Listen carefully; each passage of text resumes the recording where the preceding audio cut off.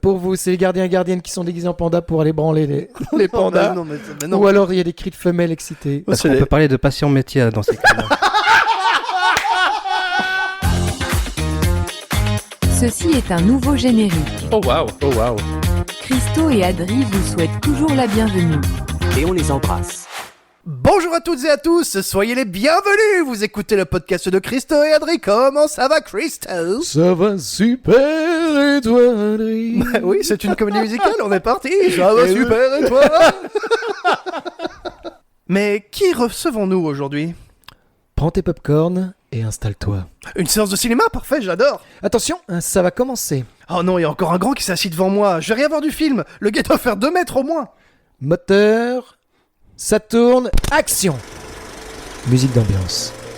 Intérieur d'une maison, un salon. Mais c'est mon salon.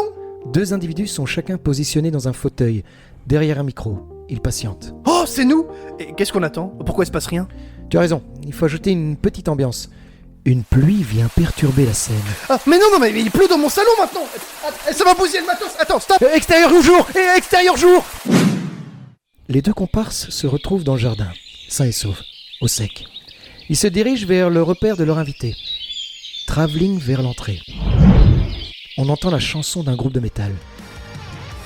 On dirait un studio de montage. C'est très grand et pourtant ça paraît tout petit. C'est à la fois réservé et très démonstratif. Qui vit ici? Jadis, on le surnommait la montagne, tant sa silhouette dépassait le ciel. La caméra pointe les nuages en contre-plongée. Ah oui, le fameux Benjamin, le régisseur éternel de la compagnie Lâche pas mon bras. Oui, et toute la troupe l'appelle amoureusement Loulou depuis l'an dernier. Il est toujours prêt à aider et son grand cœur aurait besoin de plusieurs mains pour le porter. Sa générosité n'a d'égal que ses valeurs. De facto, qu'il retrouve au sein même de son boulot. Cut! On a dit qu'on parlait pas politique. Fondu, on aurait enchaîné. Il a appris le dessin à l'Académie des Beaux-Arts de Tournai, la ville aux 5 clochers et 400 cloches. Oui, notre Benja vient de la frontière picarde. Il aime les jeux vidéo, les mangas, les séries, les concerts. Et bien sûr les films. J'ai hâte de discuter de tout ça avec lui. Pareil, je suis on fire. Alors, sans plus attendre, zoom sur ce gaillard. Voici Benjamin Pierrat. Salut Benja. Salut. Quelle présentation, dis donc. Mais tu la mérites, mon loulou, tu tu la la mérites. mérites. Comment tu vas? Bah ça va super. On découvre Grand Lait, son folklore local. Ah oui, bah on est obligé d'expliquer. En gros, c'est les jeux intervillages dans mon village, justement. Aujourd'hui. Et disons qu'il y a eu quelques petits soucis pour venir jusque-là. Bah comme dans tout village, il y a une seule route. La route est occupée par un cortège. Je peux difficilement passer avec la voiture, donc je me suis arrêté à 1 kilomètre d'ici et j'ai fait le reste à pied. Et sous la pluie, sinon c'est pas marrant. Oui. Alors qu'il faisait super beau en début de semaine, aujourd'hui... Je suis tellement désolé, Benja. Tout était calculé pour les meilleures conditions. Sois le bienvenu. Bonjour, salut. Dis-moi, Christo, de quoi est-ce qu'on va parler un peu aujourd'hui? On va parler de différentes choses. Ah oui, avant, petite consigne. Oh. Parce que c'est vrai que j'aime bien donner des petites consignes avant, pour faire une sorte de jeu, en fait, avant de commencer le podcast. Et auditeuristes, il faut savoir qu'il y a certaines consignes qu'on a dû oublier dans les montages précédents parce que ça marchait pas durant le jeu. Donc j'espère. Et ça arrive. Oui, bien sûr, ça arrive. Ce sont des essais et erreurs, comme on dit. Je vous propose, comme consigne, le jeu des phrases de boomer. Vous avez tous les deux reçu un petit papier avec des phrases de boomer. Alors, j'ai écrit ces phrases et ces petits papiers il y a 1 mois pour les oublier. Donc, je ne sais plus ce que vous avez sur votre petit papier. Mémoire de boomer. Hein. Mémoire de boomer, exactement. Alors, le but du jeu, donc nous avons chacun 4 phrases. Il va falloir les placer durant l'épisode sans que les autres ne les captent. Terrible. Et elles sont horribles. Enfin, j'ai même pas revu celles que j'avais. Oh, c'est terrible. Ah oui, je sais pas si je me suis mis les plus faciles, mais le hasard. T'as tiré au hasard. Oui, j'ai tiré au hasard. Oui. Donc, Tu veux me faire virer en fait. on précisera que c'est les phrases du jeu à un moment donné. Au montage, on mettra une petite clochette, un truc comme ça pour indiquer que c'était Oui, une il va phrase. falloir parce que sinon, effectivement, Parce que sinon, mais c'est devenu vraiment de droite. En fait. Tu veux vraiment me faire virer. Donc voilà pour la petite consigne. 4 phrases de boomer chacun à placer. et sans que les autres le captent, bien entendu. Et on gagne un point. Mais comment est-ce que tu veux qu'on capte pas les phrases de boomer éternelles qu'on peut balancer? On verra. Alors... c'est vrai que toi, tu seras assez doué. Oh, je rigole, pardon. Bisous. Oui, pour Adrien, je suis un boomer, hein, toujours. Le plus vieux est toujours le boomer de l'autre, comme on dit. Et moi, je suis la génération ratée, du coup, parce que je suis celle d'après, c'est ça? Oui, c'est ça. C'est mieux avant, comme on dit. À l'époque, c'était différent. Hein. C'était une phrase de boomer, ça? C'était mieux avant? Est-ce que je vérifie si je... Non, parce que c'était pas dans les miennes. Ça commence très bien. J'aime beaucoup cette consigne. Alors, même si tu as raison, c'était mieux avant. C'était différent. C'était pas de ta phrase, du coup? C'était totalement... C'est vrai. J'en ai placé une aussi. Hein. Ah, t'en as placé une. À l'époque, c'était différent. Oh, joli. Elle passait beaucoup plus subtilement. Bah oui. Bah justement, parce que on est en train de s'embrouiller. J'enchaînais sur toi. Bien joué. Ok, attaquons la première partie. Nous allons parler de passion artistique dans un boulot. Oh. Être artiste, c'est toujours un plan B, disait la chroniqueuse Christine Angot sur le plateau de On n'est pas couché. Elle s'adressait au slammer Grand Corps Malade concernant le fait qu'il était voué à une carrière de sportif de haut niveau, alors qu'un accident l'a aiguillé vers un autre avenir, le slam. On ne peut s'empêcher de grincer des dents et de vouloir lui jeter la canne de Grand Corps Malade au visage en la traitant de plan cul, bien entendu. Et on espère pour elle qu'écrivaine, c'était son plan C, tant elle ne semble pas briller, même devant les stars. Mais que devons-nous tirer de cette remarque désobligeante? Que chaque artiste n'a jamais rêvé de son art en objectif de vie et qu'il préférerait assurer son avenir avec un boulot rentable qui paye les dettes et remplit le frigo? Ne peut-on pas garder une passion précieusement secrète au fond de soi pour ne la laisser émerger qu'une fois son temps trouvé? Quelquefois, on ignore quelle passion brûle en nous avant de n'y avoir goûté. Il s'agit alors de choix, d'envie, de plaisir, de découverte, de hasard. Référons-nous à cette fameuse réplique. Les plans B détruisent les plans A. Quand les gens qui vous entourent vous démoralisent en vous disant que vous n'arriverez pas à réussir votre plan A, vous consacrez toute votre énergie dans l'éventualité du plan B, si bien que votre plan A laisse automatiquement sa place au plan B. Allons-y. Plongeons dans nos différents plans A, découvrons les métiers passion et la passion dans nos métiers. Waouh, quelle belle intro. J'ai beaucoup aimé la petite phrase que tu as dit sur les plans. La petite réplique, elle vient d'où? Oui, ça me parle aussi. Ça vient d'où, Benja, cette réplique? D'une pièce de théâtre que vous avez jouée l'année passée. Encore une bougie de soufflet disponible. Et tu étais à la régie, Benja. Loulou. Effectivement. Eh bien, à côté de toi, tu as le fameux bol blanc vieux. Le bol blanc vieux. Le mythique bol blanc vieux. Le mythique, il est légendaire. Il devient plus célèbre que nous. Alors qu'on l'est déjà pas. Eh bien, je t'invite à ton sixième à papier. Donc on disait... Et le mec, il passe toutes ses phrases et c'est bon. C'est ce que Gauthier veut faire. Oui, c'est vrai. Le travail n'est pas une punition, c'est une chance de se réaliser. D'Albert Jacquard. Eh oui, tout à fait. Est-ce que cette citation déjà t'évoque quelque chose? Est-ce que tu es d'accord avec? Pas du tout d'accord avec? Quand on a un travail qu'on aime, c'est vrai que c'est pas une punition. Mm-hmm. Même si des fois, on aimerait bien un peu se reposer, mais... Oui, ça c'est sûr, bon. Comme tu dis. Alors ça paraît être une grosse phrase de droite. Hein, le travail n'est pas une punition, il faut travailler. Mais Albert Jacquard était quelqu'un d'humaniste, de gauche, hein, rassurez-vous. Non, mais la gauche aime le travail aussi. Hein, évidemment qu'elle aime le travail aussi. Le travail avec de bonnes conditions. Oui, c'est ça. Exactement, comme tu dis. En fait, ce dont je voulais parler par rapport à cette phrase-là, c'est le fait que justement... Je pense qu'il est possible, en adaptant un certain point de vue, de trouver un petit domaine artistique, un petit quelque chose qui se raccroche à une passion que tu peux avoir dans pratiquement tous les métiers. Et je voulais un petit peu voir avec toi si par rapport à ton propre métier, toi tu as la chance en fait d'avoir fait un métier qui est pile dans ta passion. C'est quoi d'ailleurs ton job ? Je suis vidéaste pour le département com du PTB. Wow. Et notamment, surtout côté éducation, on a une chaîne qui s'appelle Facto. Ouais. On fait des vidéos un peu plus travaillées, on éduque sur le marxisme, sur le plan du gouvernement, enfin on dénonce le gouvernement, on a une vue aussi plus globale sur le monde, ouais. Où voilà, on voit ce qui se passe dans d'autres pays, et, voilà. C'est quoi? C'est sur YouTube, Instagram Alors on a YouTube, Instagram, TikTok aussi. Oh, TikTok. Ah oui, mais j'ai pas ce canal-là. Je savais pas qu'il était aussi sur TikTok. Ce qu'on fait sur TikTok, c'est le même que sur Instagram. Ah ok, oui. Okay. Donc c'est plutôt format court. C'est les reels, oui, c'est les trucs comme ça. Ok. Mais c'est le plus gros travail, c'est sur YouTube où on fait vraiment les versions longues. Ouais. Et Instagram, c'est plus pour des versions courtes ou moins des petits extraits. Ouais. Pour donner envie d'aller booster, sur YouTube. En fait, pour booster le trafic. Pour donner envie d'aller sur YouTube. Qui donnera après envie pour aller sur TikTok, qui donnera après envie. Et puis de temps en temps, ça de permet aussi voter. de faire des petits carousels sur un événement précis. Ouais.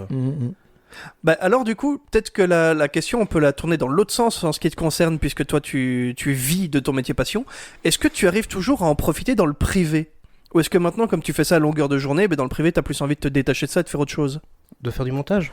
Ouais. Je pense que comme je fais du montage toute la semaine, j'ai envie de faire quand même autre chose le week-end. Oh oui, c'est logique. Mais bon, et puis j'ai pas non plus énormément de projets à côté en niveau montage, Ouais. à part pour la troupe. Oui, parce qu'effectivement, toutes les vidéos des pièces que vous trouvez sur notre chaîne YouTube, celle de la troupe, c'est Benja, c'est toi qui les montes avec tes centaines de caméras à chaque représentation. Bah, c'est sûr que j'ai envie de faire autre chose parce que j'ai d'autres passions, donc j'essaie de profiter de ces moments-là pour les faire. Donc je monte pas beaucoup en dehors de mes heures de Oui, c'est logique. Bah, j'y prends toujours plaisir quand je dois le faire. C'est le plus important. Ça te crée pas de frustration du coup de dire peut-être que t'es chez toi, oh, j'aurais bien un petit truc envie de faire pour le privé, mais j'ai pas envie à cause du boulot, etc. T'es dans un équilibre qui te convient, en somme. Bah, c'est juste que voilà, c'est une question de timing où j'ai envie de faire autre chose. Oui, bien sûr. Du peu de temps que j'ai en temps libre. Donc. Mais si je dois le faire, j'apprécie toujours le faire. Ok, ouais, je vois. Est-ce que, justement, parce que ça demande de la créativité là-dedans, enfin, c'est la créativité qui fait le plus kiffer, enfin, je pense. Oui. Est-ce que c'est la même créativité, justement ? On va prendre l'exemple des montages que tu fais pour la troupe Lâche pas mon bras. Est-ce que c'est la même créativité que tu as pour ton boulot ? Ou le même plaisir ? Bah, ça dépend des projets que je fais au boulot, ça dépend des projets. Oui. C'est vrai qu'au boulot, c'est très ça reste différent, varié. en fait. Parce qu'il y a de l'informatif, mais il y a aussi des vidéos qui sont très amusantes. Je Oui, suppose. il y a des vidéos qui demandent beaucoup de. Enfin, c'est des longues vidéos bien travaillées, donc ça demande beaucoup de montage. Mhm. Et il y a des vidéos, c'est du fast cam, mais on met quelques images en plus, et voilà, c'est beaucoup moins créatif. Mhm. Mais des fois, c'est bien aussi de faire un truc un peu plus simple pour se reposer un peu. Mais ça aussi, c'est ce que j'allais dire du coup.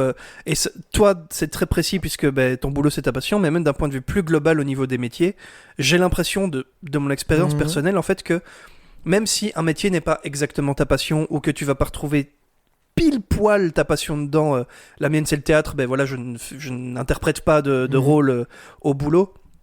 Mais du coup, je le convertis dans le fait de prendre la parole en réunion, dans le fait de faire des petites activités, des petits trucs comme ça. Je viens de penser, de t'imaginer en train de jouer un rôle pour prendre ton kiff au boulot, que tu t'inventes une personnalité particulière. Salut, moi, c'est Adrien. Et le mec, pendant toute sa carrière, jusqu'à sa retraite, il joue un rôle. Du moment que c'est pas Didi. Didi, donc mon personnage de clochard. En slip. En slip, bien dégueulasse. Viré après une semaine. De ce fait au boulot, puisque c'est pas de l'interprétation pure, par contre, c'est tellement d'expériences différentes qui peut derrière être converti dans ma passion. Pour le théâtre, ça peut être rencontrer des gens qui ont une certaine personnalité et de comprendre, ah tiens, c'est marrant, et il est comme ça, et il agit comme ça, hop, je me le garde dans ma tête et ça peut servir plus tard, tu vois. Mhm. Oui, mais je pense qu'il y a deux choses. Il y a la passion, effectivement, être passionné par ce qu'on fait, Ouais. sans que ce soit une passion de base. Par exemple, aider les autres, on peut être passionné par le fait d'aider les oui, autres, bien tu sûr. vois. Mais d'un autre côté, il y a aussi la créativité. Dans ton boulot, vu que tu dois mettre en place certaines choses, tu peux y mettre de la créativité. Ouais. Du coup, du plaisir aussi. Oui, c'est sûr, c'est vrai. Mhm. Oui, évidemment. En fait, c'est vraiment ça, c'est ce que tu dis pour moi le plus important, c'est un point de vue à adopter. Oui. Si tu te dis dans ton esprit, j'ai la chance de pouvoir mettre de la créativité dans mon boulot, directement la frustration s'en va. Est-ce que vous voyez d'autres moyens comme ça d'évacuer de la frustration pour les gens qui nous écouteraient qui n'auraient pas cette chance? Bonne question, ça. C'est toujours difficile, parce qu'on peut pas le faire pour les autres. s'adapter Non, en ce fait, point je de vue. crois que ça vient naturellement. À un moment donné, tu mets une part de toi-même. C'est con ce que je vais dire, mais si quelqu'un, imaginons, aime beaucoup bricoler, faire des petits bricolages décoratifs. Ouais. Eh ben, Anissé, on t'embrasse. et, par exemple, mais qui est une personne qui travaille dans un bureau, ces bricolages peuvent agrémenter le bureau, tu vois. Ah oui. Donc il y a une part de créativité qui est au boulot. Mhm. ça n'est pas dans le boulot, dans la manière de bosser, mais Ouais. tu l'amènes au boulot. Quelqu'un qui aime bien, je sais pas moi, faire des pâtisseries et partager avec ses collègues, il y a une part de la créativité qui est au boulot. Ouais, Tu vois. je vois ce que tu veux dire. Ça, c'est déjà un petit truc pour moi qui peut être intéressant. Sinon, moi, vu que ma passion, c'est l'écriture, dès que je peux, j'essaye de le faire, d'appliquer mes connaissances et mon expérience d'écriture Mhm. au boulot. Oui. Ou alors... Rédaction de mail. Oui, direct, rédaction par de mail, exemple. par exemple. Et rendre le mail hyper bienveillant, hyper sympa, voire un truc hyper sérieux, arriver à mettre de l'humour dessus pour que ce soit plus appréciable et tout ça. Toi, Benja, du coup, par rapport aux vidéos, est-ce que t'es assez libre justement par rapport au montage ou est-ce que t'as un carcan assez, un carcan très très fixe? On te dit information, tu dois respecter cette table de matière là. Tu peux pas vraiment trop sortir des clous. Bah, on a quand même un script de base qui est sur un discours politique. Ouais, bien sûr. Et donc, il y a un script. Et donc, il y a quand même un certain carcan à respecter parce que Ouais, bien sûr. Ah oui, t'as pas droit à l'erreur en fait. Tu vas pas mettre, tourner les serviettes en plein milieu d'un.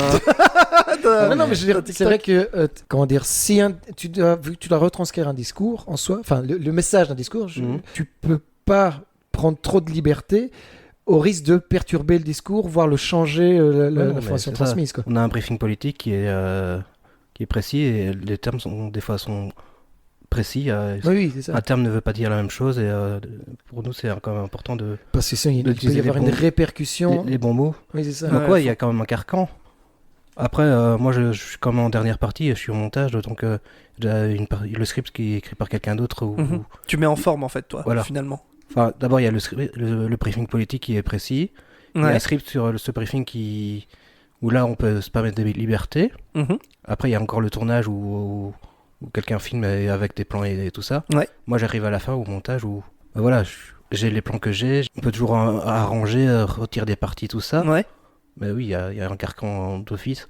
Oh, Mais on te dit pas la fraction de seconde près le comment vrai- ça doit être fait. Le vrai but du montage, c'est dynamiser justement ce discours, la vidéo, pour que ça soit intéressant tout le long.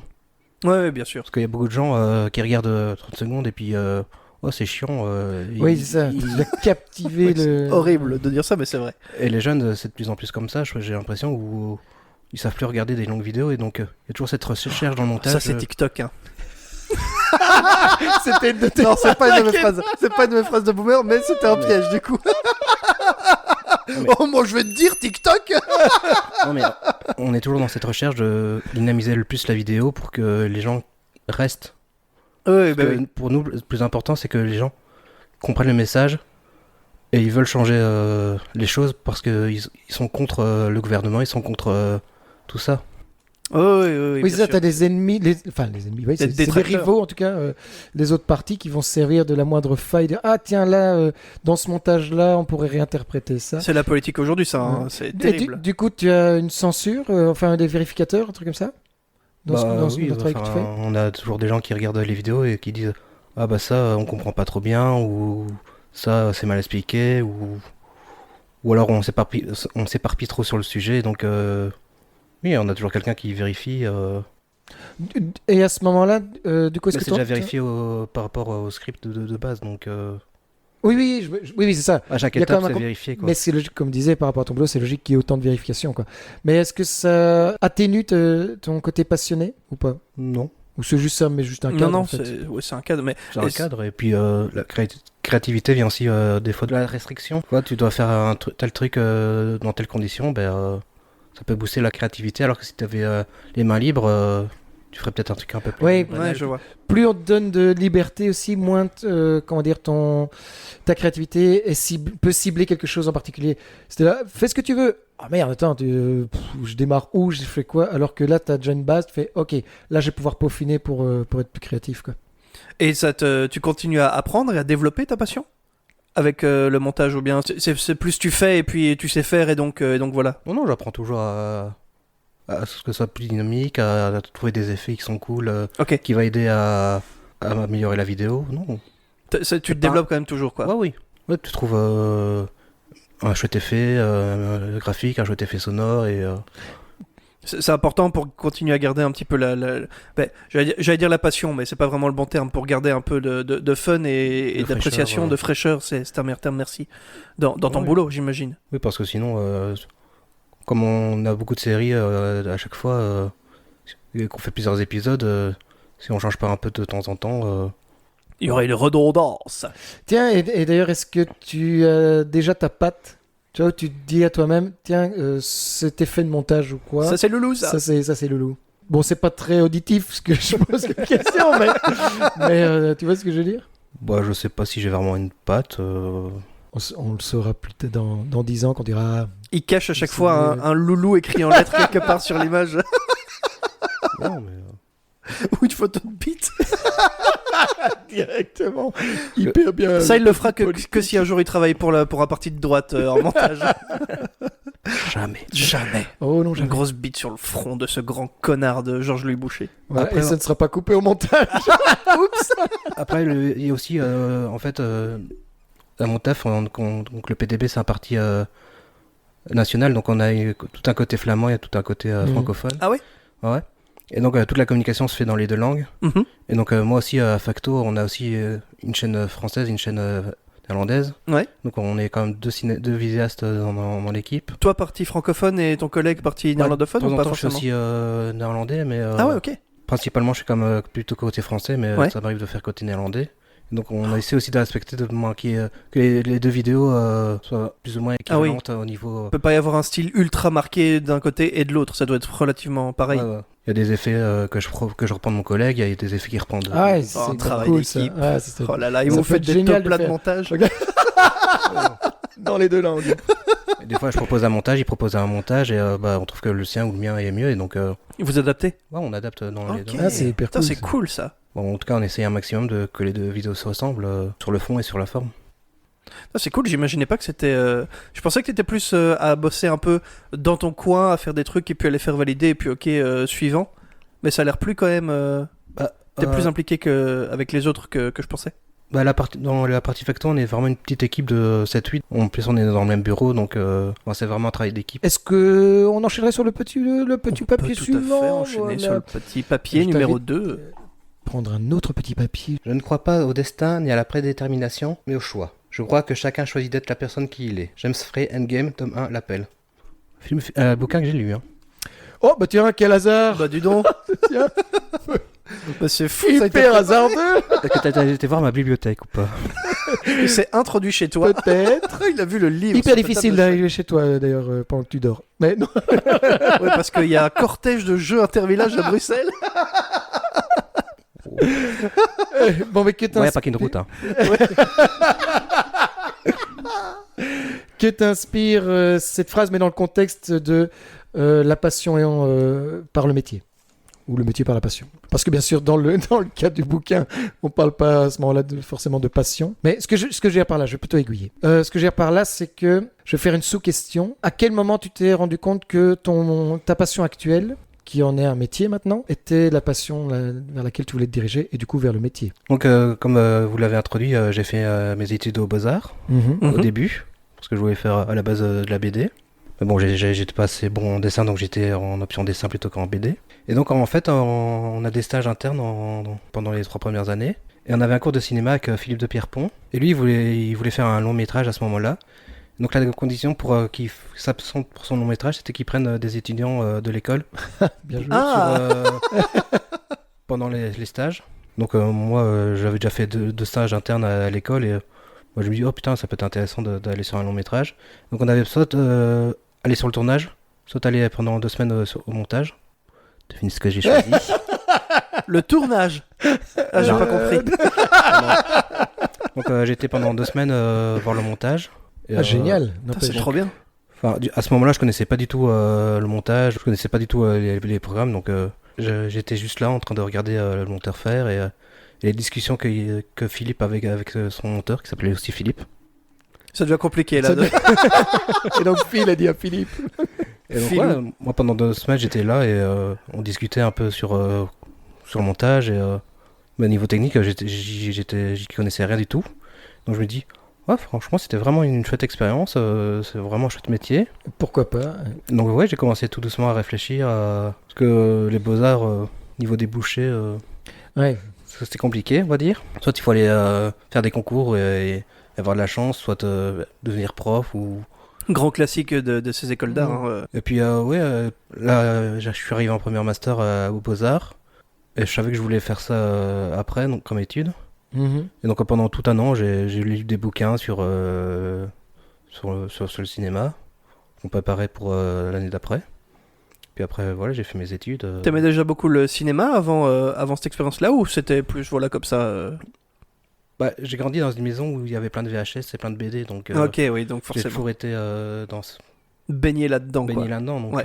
C'était pas déconnant, quoi, voilà, comme débouché. c'était naturel pour moi de... Même s'il y a eu un coup de bol, finalement, d'avoir eu ce prof et cette opportunité, Oui, d'office, hein, c'est clairement beaucoup de chance. ou des opportunités que tu as su saisir, Benjamin. Ouais. Mais c'est dingue parce qu'il y a une combinaison de hasard et d'opportunités à saisir, effectivement. C'est vraiment se dire, allez, tiens, je vais aller voir ce que ça donne. Ah, ça peut être sympa. Ok, je me dirige là-dessus et bien joué, quoi. Oui, ou c'était soit ça, soit t'as un stage d'expression corporelle où je vais faire là pendant 2 semaines.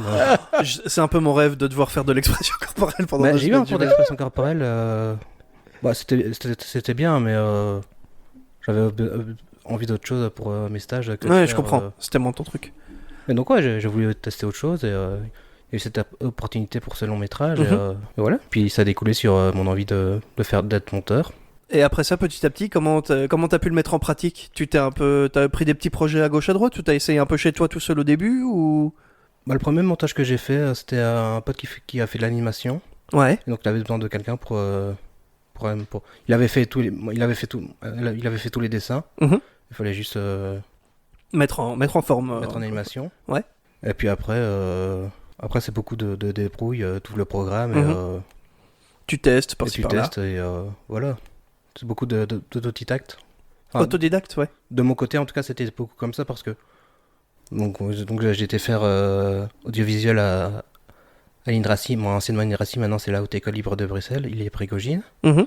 Donc en première, c'est plutôt des études générales où tu as de l'image, du son, du montage, de la production. Mhm. Et c'est en deuxième année où tu choisis ta spécialité. Mais tout le début de la première, c'est beaucoup d'exercices où voilà, vous devez faire un film de 5 minutes. Démerdez-vous. Démerdez-vous. Vraiment, Non, mais c'est ça. démerdez-vous. Ah, mais c'est ça, c'est démerdez-vous et on vous fera des critiques sur ce qui va pas. Donc, tu arrives en première, t'as aucune formation. Ah oui, tu dois vraiment Wow. te démerder et apprendre par toi-même, quoi. Sinon. On a eu un cours de montage, mais le prof était en burn-out.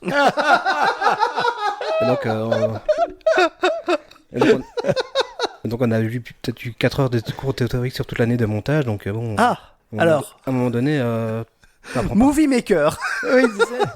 Oui, non. encore une fois. Mais il y a une sélection naturelle en fait qui se fait à ce moment-là. C'est les étudiants qui disent bah en fait j'attends qu'on m'apprenne. En fait, Personne, bon ben je pars. en fait, quand on était genre 250 en première, Oh, waouh. et en deuxième, il y a de la place pour 70 personnes. Oh. Et Oula. donc, Il faut la gagner, sa place. Ouais. Tu en as tué combien? à la première année, j'ai raté. Il y a toute une partie pratique, et donc il y a toute une partie théorique. Ouais. Et donc il y a des cours, il y a des cours où c'est vraiment de la blague, genre on a un cours d'informatique, on m'a appris le double-clic, l'écran et tout ça. Quoi? Tu vois Attends, le niveau? quoi? Non mais on a un cours d'informatique où on nous a appris le double-clic, l'écran, la souris. Oh putain. Donc tu vois le niveau vraiment. Mais par contre, on avait des cours de sciences, où c'est vraiment un prof qui donne cours à des sciences normales. Ouais, oui, dont c'est vraiment les études quoi. Ouais, et donc des gros pavés de 4 heures où le prof suit le PDF. Et, Putain, quoi. et les là, fameux cours qui doivent justement Et là, c'est- casser les gens, quoi. là, oui, il y en a 50 qui passent l'examen, il y en a... 49 qui ratent. Non, mais voilà, ça c'était vraiment un cours compliqué, et donc c'est un cours qui élimine beaucoup. Et puis après, t'as l'examen, moi ce que j'ai raté, c'est vraiment la synthèse, où tu dois faire une synthèse de toute ton année pratique. Donc tu dois faire un film de genre, c'était un film de 6 minutes, Ouais. pour montrer ce que tu avais appris, pour montrer que tu avais les compétences pour passer en deuxième. Oh, ça a l'air chaud quand même. Et donc c'est la seule chose que j'ai raté à ma première Ah ouais, waouh. première. Bien joué. Mais ça a Du coup- une pondération énorme. Ah bah oui, c'est ton examen pratique, donc tu rates ça, tu rates ton année. Pétard. Du coup, je suis arrivé en deuxième première, ou avec quasi aucun cours. Ah putain. Donc j'ai passé mes deux... Ah oui, bah mais oui. les cours deuxième en anticipé. Ah Ouais. bien joué, bien joué. Je suis arrivé en deuxième, j'avais bien réussi mes cours anticipés, donc j'ai eu 2 années un peu cool. Ah ben oui, logique. Ah oui, ouais, forcément. t'avais un tour d'avance. Ah génial. Un tour d'avance, oui, on peut le voir comme ça. Bah oui, il y a quand même beaucoup de cours théoriques qui sont soit de la blague, soit très compliqués, qui font... On a aussi des cours de maths où il y a beaucoup de monde qui a échoué à cause des cours de maths. C'est fou quand même, dans les études, il y a systématiquement des cours qui sont faits pour casser la motivation. Bah, je pense que c'est comme ça dans toutes les écoles, hein, c'est pas Oui, juste, c'est ça partout. c'est pas L'UCL, juste, c'était pareil. Et donc ouais, c'est parce que en deuxième et en troisième, on est par des petits groupes et les profs sont beaucoup plus là pour nous. Ouais. Donc ils peuvent pas accueillir 250 personnes en deuxième. Non, bien sûr. C'est 70, c'est des grands max, donc Et puis ce serait pas... Ils sont obligés d'écrémer. Tout à fait. Écrémer. Donc la première année, j'étais dans l'écrémage.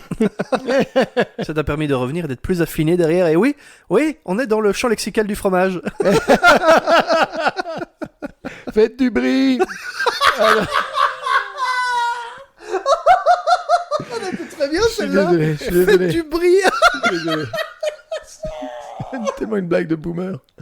Mais c'est pas dans mes phrases, c'était pas dans mes phrases. Elle me fait beaucoup rire. Ce qui est pratique avec tes choix, c'est que tu as quand même pu puiser aux Beaux-Arts. Parce que tu fais des très belles illustrations, tu vois, donc tu as pu puiser du savoir là. Est-ce que ça t'a permis de le réutiliser après ? Bah, ça m'a permis d'éviter le cours d'histoire de l'art. Ah, bien joué. Un cours d'histoire de l'art de 60 heures en une année, alors que j'en avais fait 4 ans avant. Oui, donc, ça aurait été peut-être... Effectivement. Non, mais à part ça, c'est plus au côté avoir la vision, développer un certain regard, je pense, et puis le côté un peu créatif. Même si je suis pas, je pense être le plus créatif aux Beaux-Arts ni dans ma classe en audiovisuel, mais oui, ça m'a permis, je pense, d'avoir un certain regard, je pense. J'ai envie de vous poser une question à tous les deux. Quelle est votre chapelle Sixtine ? Oula, c'est-à-dire... Donc, quelle œuvre, dans votre forme d'art, pourriez-vous dire « ça, c'est dont je suis le plus fier ». Et si vous n'y arrivez pas par rapport à quelque chose que vous avez déjà fait, si vous vous projetez, qu'est-ce que vous aimeriez que ce soit plus tard ? Dans les vidéos que j'ai faites. Et alors, parce que peut-être qu'on ne voit pas la vidéo, mais est-ce que tu t'es déjà dit ça, je suis hyper fier de celle-là. Bon, il vaut mieux, parce que si tu es fier d'aucune vidéo à ce moment-là, ça serait chiant comme métier passion. Mais non, d'office, je suis toujours fier des vidéos que je fais. Hein. Enfin, en tout cas, j'essaie qu'elles soient les meilleures possibles. Puis il y a des passages de montage qui sont vraiment chouettes, d'autres où c'est juste très basique, mais il y a cette fierté qui se lie au plaisir, là, tu vois, le côté... Oui. Ça peut être un moment aussi, hein, si c'est pas une vidéo complète, tu vois... parce que tu le disais, il y a des moments dans des vidéos qui sont plus sympas que d'autres, mais justement, est-ce que ces moments sont pas plus sympas parce qu'il y a des moments plus basiques en même temps ? Bon, en tout cas, pour la troupe, j'avais beaucoup aimé celle que j'avais fait pour la deuxième. Les mensonges de la petite souris ? Les mensonges de la petite souris, quand on avait filmé au Tulle. Oui. Oh, elle était magnifique. Il y a tout le teasing. Il y a tout le passage un peu poétique, un peu... Ça, c'était... Vous êtes dans l'attente, avec la musique un peu triste, où on voit que vous êtes dans l'attente pour jouer. Oui. Avec les galères aussi qu'on a eues. Oui, aussi, mais pour recentrer... Mais ça se ressentait, mais ça ne se voyait pas. Ah, ouais. Pour expliciter aux auditeuristes, on avait fait plusieurs représentations dans 4 lieux différents. Ouais. Le premier lieu était Louvain-la-Neuve. Théâtre du Bloquerie, effectivement. Et tu avais filmé tout le montage, toute la journée de montage, parce qu'on jouait qu'un seul soir. Montage du décor, cette fois-ci, pas du montage vidéo. C'est vrai. Toute l'installation, décor, de la scène, les préparatifs et tout. Et tu avais tout filmé, ce qui nous servait de teasing du coup pour la suite. Mais tu avais réussi à rendre ça hyper poétique, hyper beau, hyper touchant, parce qu'on voyait vraiment l'attente. Bon, il y a bien sûr, pour moi, ce que j'avais perçu, tout ce qui transparaissait, c'était le côté...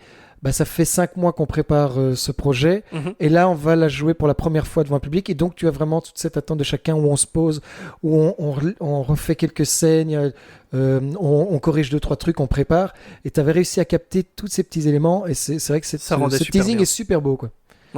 Ouais. Et là c'est vraiment moi du début à la fin.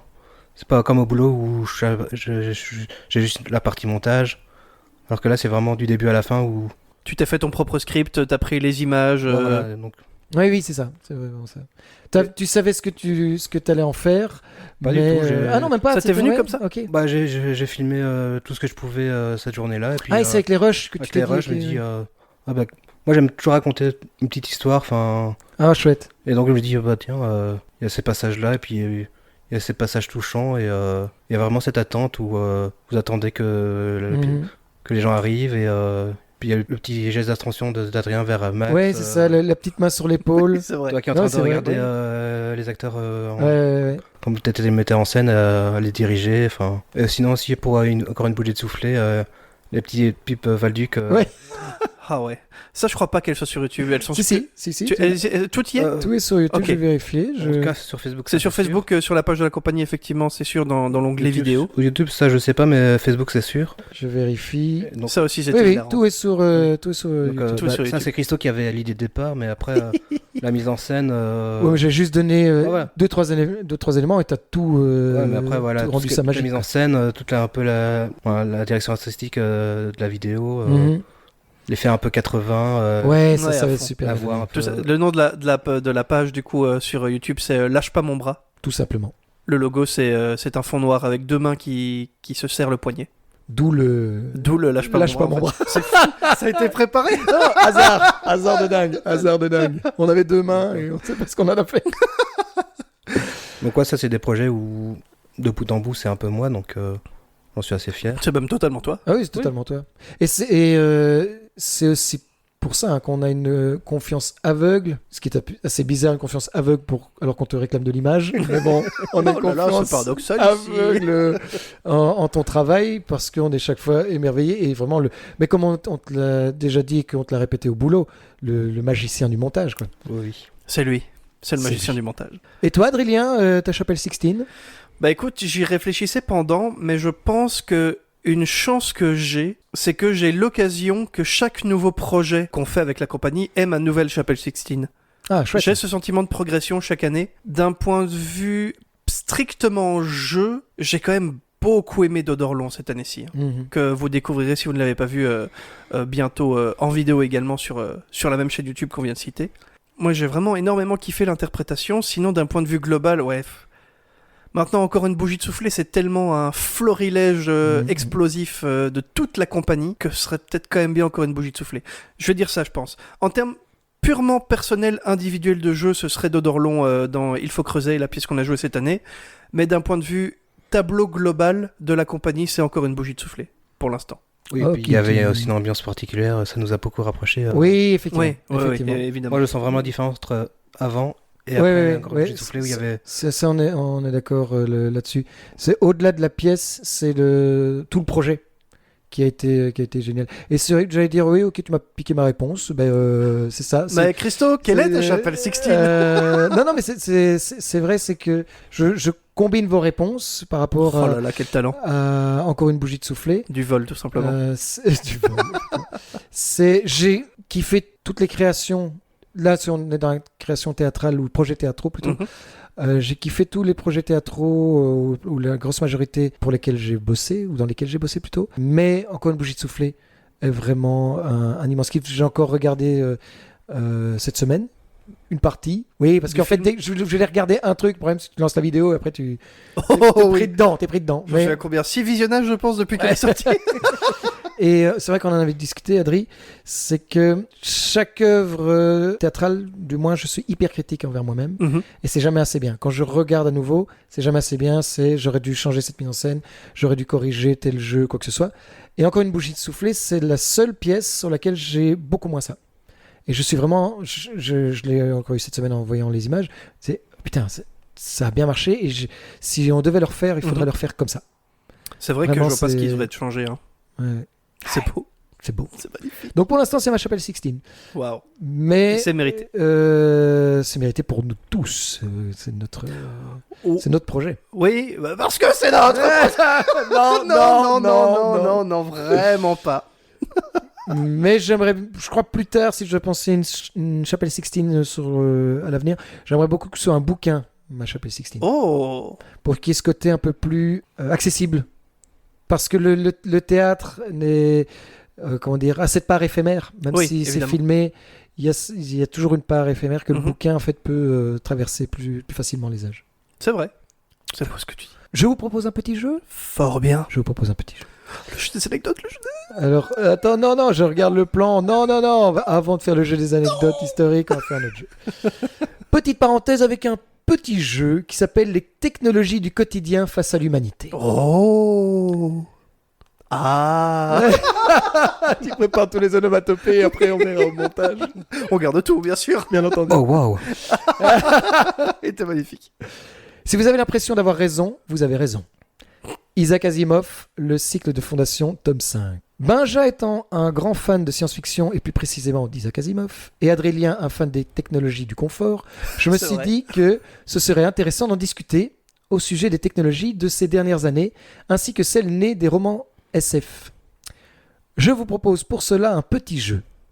Chacun de nous va devoir argumenter en faveur de l'opinion que l'on va tirer au sort. À chaque technologie évoquée, nous devrons trouver un argument fort. Je vous dis les 3 opinions possibles et après on va les tirer au sort. Donc on a cette technologie, donc je vais en citer une, imaginons l'escalator, c'est une technologie. Il y a un nous qui va devoir argumenter pour dire que c'est destructeur d'humanité. Ok. Il y a un autre qui va dire que c'est utile à l'humanité. Et le troisième devra dire c'est un petit plus du confort personnel et totalement égoïste qui ne change absolument rien à l'humanité. Chacun va devoir argumenter en faveur, vous voyez. Je vois très bien. Et non, Adrien, nous ne parlerons pas d'ouverture du coffre de ta voiture via une reconnaissance du pied. Non. Et d'allumer 4 lumières avec Siri. Avec Google. Ah, peut-être. J'ai même pas fait exprès, il est dedans. Il est dedans. Il est dedans.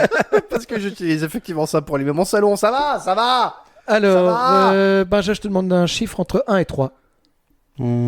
Bah 2. Donc, tu argumenteras sur le fait que ce soit destructeur d'humanité. Ça 1 marche. ou 3, Adrien 1. Que ce soit utile à l'humanité. Et donc, je parlerai des petits plus du confort personnel et totalement égoïste qui ne change absolument rien à l'humanité. C'est très drôle que ce soit une si longue phrase pour expliquer ce que c'est. Parmi les propositions, certaines n'existent pas encore, mais des recherches sont actuellement lancées. Commençons par les portes automatiques. Oui, les portes automatiques quand on arrive au magasin, etc. Alors, pourquoi c'est destructeur d'humanité ? Bah ça fait appel à des matériaux rares, à des technologies super rares, pour juste ouvrir une porte. Non mais, C'est vrai. on a tous 2 bras, à part, bon, peut-être d'autres non pas, mais voilà. Mais... Moi, Quand je bois. j'ouvre des portes tous les jours, aucune pas beaucoup sont automatiques, donc et on utilise des matériaux rares, et bon, on va pas faire tout le discours sur les conditions de vie et les conditions de travail dans les pays. C'est vrai. Mais voilà, pour ouvrir une porte. Adrien, en quoi c'est utile à l'humanité ? Bah, je suis pas du tout d'accord avec ce que tu viens de dire, hein, Benjamin, parce qu'en fait, c'est ultra pratique. Bah, justement, imagine, tu es un père de famille et tu as tes 2 enfants en bas âge et tu dois aller faire tes courses très vite. C'est pratique de pouvoir les tenir en bras et que les portes s'ouvrent automatiquement quand tu rentres. Pareil, quand tu as ton chariot de course et que tu sors pour aller jusqu'à ta voiture, ça s'ouvre automatiquement. C'est tellement plus simple et ça change pas grand chose. C'est méga utile. En fait, quand je dis ça change pas grand chose par rapport au fait d'ouvrir la main, ça n'a qu'un plus d'utilité. Tu justifies ta voiture, c'est ça? Je ne justifie pas. On parle de porte automatique. Les portes, bah, mon coffre. C'est pas une porte automatique. C'est tellement plus pratique. Oui, mais c'est totalement égoïste. Déjà, ça met pas en avant, parce que c'est vrai que tout le monde n'a pas un bras, pas 2 bras. Et ça rabaisse un peu ces personnes en disant bah voilà, vous savez pas ouvrir une porte. Ces personnes savent ouvrir des portes parce qu'il y a d'autres portes qu'ils ouvrent continuellement. Et aussi, bah oui, ce papa, voilà, mais tout le monde n'a pas la chance d'être papa aussi. Donc, et ce papa qui n'est pas très utile de garder ses enfants dans les bras. Alors que tu vas faire tes courses avec des enfants dans les bras. Non, voilà, c'est égoïste. Pour moi, c'est égoïste tout ça. Ils ont des jambes, hein. Ils peuvent marcher. On va partir en débat politique, Oui. ce truc, ça va être marrant. Alors, enchaînons sur le deuxième thématique, la téléportation. En quoi et alors, on peut On retire au changer un sort. peu. Vous voulez que le retirer au sort? Ça Ah, peut être c'est plus marrant, non? C'est plus marrant, ok. Alors, Adrien, un chiffre... Attends, je vais les changer de disposition. Ok, un chiffre entre 1 et 3. J'ai vu ce que t'as fait avec l'écran derrière sur la vitre. Ah, parfait. Vas-y. Mais j'ai menti. 3. Petit plus du confort personnel et totalement égoïste qui ne... Blablabla. Ouais. 1. Utile à l'humanité. Parfait, je fais destructeur. Adrien, tu veux commencer la téléportation? En quoi c'est totalement égoïste et simple plaisir Bah, personnel? Là, pour le coup, on est vraiment sur de la paresse avant toute chose. Hein, parce que, bon, ce que ça demande, est-ce que vous avez déjà réfléchi à ce que ça demande, la téléportation, en termes de destruction de molécules, de transport à la vitesse de la lumière pour les reformer à l'autre bout? Ça demande une technologie absolument folle. C'est hyper pratique, qu'on se le dise. Mais c'est quand même vachement égoïste. On pourrait, comme on l'a toujours fait, se débrouiller sans. Par contre, attention, maintenant que je l'ai, on ne me le retire pas. Imagine ta mère a une crise cardiaque. Ouais. Elle est en train d'organiser à côté de toi. T'aimerais pas avoir la téléportation pour aller directement aux urgences? Ah si, mais encore une fois, c'est très égoïste. Ah, mais ça peut sauver des vies. Je trouve pas que ça soit égoïste de vouloir sauver des vies. Et puis, après, dans les cas un peu plus généraux, mais par exemple, le matin, t'es pas obligé de te lever à 7h30, tu te lèves à 8h30, t'es de meilleure humeur, tu bosses mieux, parce que tu téléportes en 30 secondes à ton boulot. Je suis pas convaincu, mais admettons. Quand ta mère mourra, tu seras content d'avoir... Cette menace. Tu serais content d'avoir un médecin... Mimi va très bien, Mimi va très bien. Tu serais content d'avoir un médecin dans les 2 secondes. Par contre, moi je considère que c'est destructeur parce que le vol, les agressions, la violence, les viols, t'as un téléporteur, on t'oublie très rapidement, on sait pas que c'est toi. Et ça ne peut mener dans une seule direction, la destruction de l'humanité. Oh, mais ça, c'est que les non-binaires véganes, hein, ça va. Oh, c'était pas ta phrase, ça peut-être.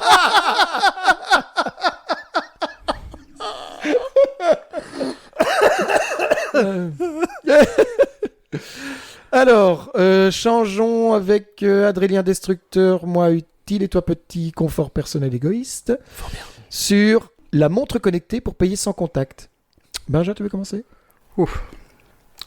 Bah, c'est pratique, hein. Tu fais ça, tu payes tes courses, tu dois pas sortir ton GSM ou ta carte ou alors tes billets, tes petites pièces. Je pourrais très bien le faire, mais c'est plus pratique comme ça, quoi. C'est vrai.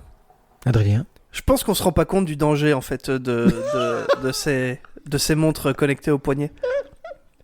Parce qu'en fait, c'est directement placé sur les veines de la main qui sont reliées au cœur, et ça ajoute une émission, du coup, puisque tu dois pouvoir payer.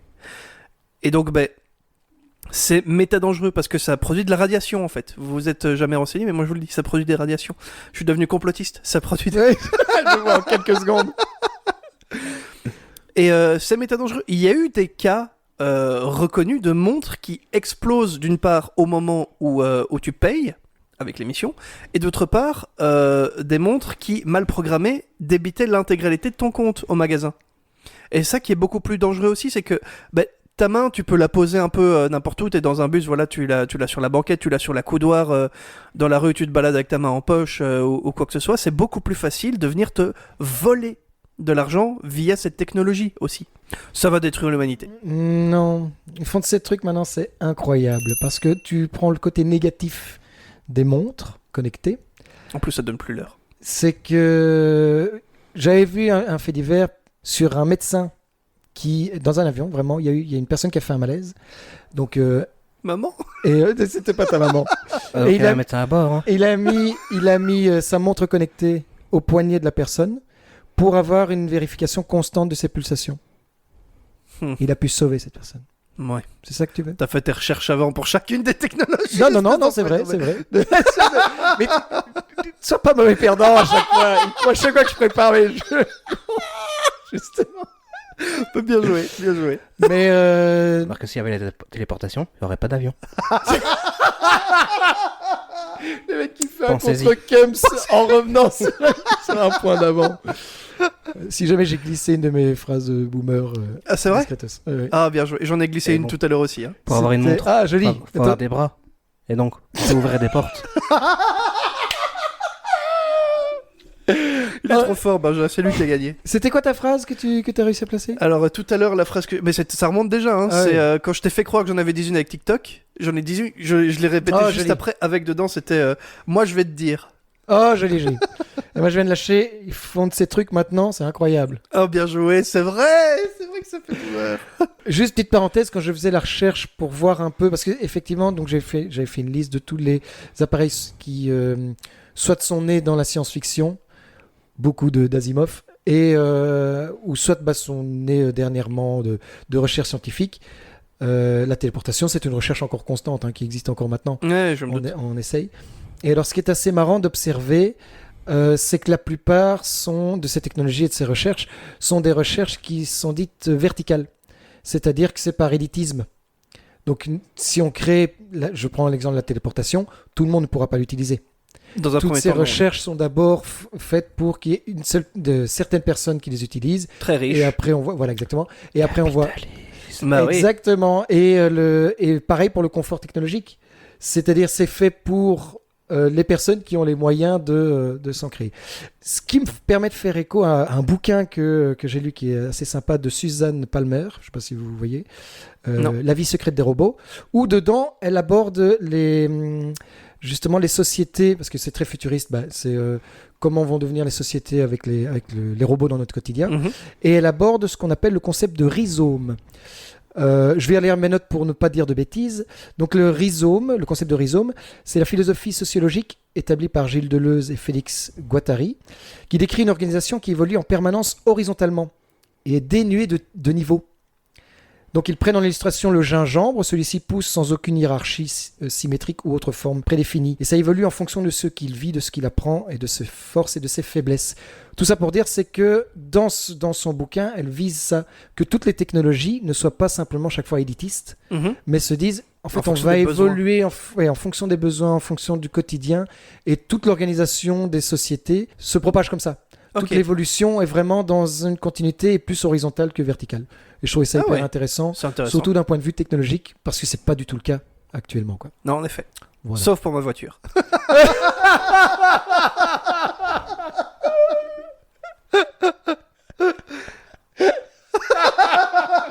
Le mec qui va essayer d'argumenter.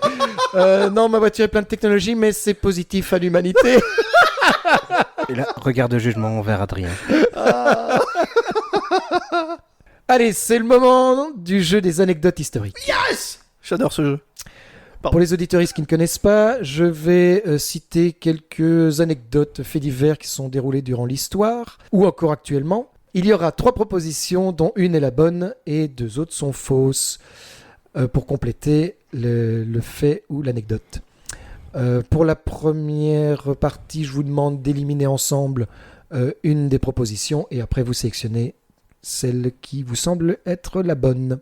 Et comme d'habitude, c'est toujours l'invité qui a le dernier mot quand il s'agira de sélectionner celle qu'on supprime. C'est toi, Lolo, qui aura la tâche de potentiellement me chier dans la bouche. Avec le Est-ce que sourire. c'est une invitation? Volontiers. Voilà. Allez-y, je vous regarde. Heureusement que c'est pas filmé. Hein. Que tu crois? Le passe-temps favori des pandas est de manger des bambous. Ils adorent tellement ça qu'ils en oublient complètement de se reproduire. C'est de l'hyperfocus, ça, du coup. C'est de l'hyperfocus de bouffe. C'est de la gourmandise, tout simplement. Ce qui, bien entendu, menace leur espèce. La plupart des réserves chinoises ont mis en place une stratégie pour raviver leur appétit sexuel. Quelle stratégie? C'est marrant, déjà. Petit A. Des gardiens et gardiennes se déguisent en pandas et vont masturber les mâles en les éloignant des pousses de bambou. Oh, pitié, non, pas ça. Réponse B. Ils diffusent des films porno avec des pandas sur des écrans géants. Pas ça non plus. Réponse C. Ils diffusent des cris de femelles pandas excitées dans des baffles dissimulés un peu partout. Il y en a une des 3 qui est vraie. Moi, j'éliminerais la B. On peut éliminer la B, ça me va. Les films porno? Le film porno. On retire les films porno de Je pandas. suis pas sûr qu'un panda va vraiment comprendre ce qui se passe. Mais... Oh. Non, en effet. Alors, pour vous, c'est les gardiens et gardiennes qui sont déguisés en pandas pour aller branler les pandas. Non, mais non. Ou alors il y a des cris de femelles excitées. Est-ce qu'on peut parler de passion métier dans ces cas-là?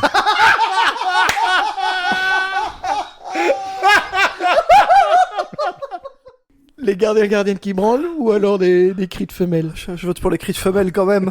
Les Tu cris de votes pour quoi, toi? Oh, ça peut être par le A. Hein. Tu veux le A? Allez. C'est le B. C'est les films porno C'est les avec films des porno pandas. Mais ouais. comment ça? Mais c'est-à-dire qu'ils filment des pandas en train de copuler Ouais. et ils font des montages de toutes ces vidéos et ils les diffusent sur des écrans géants à côté des pandas.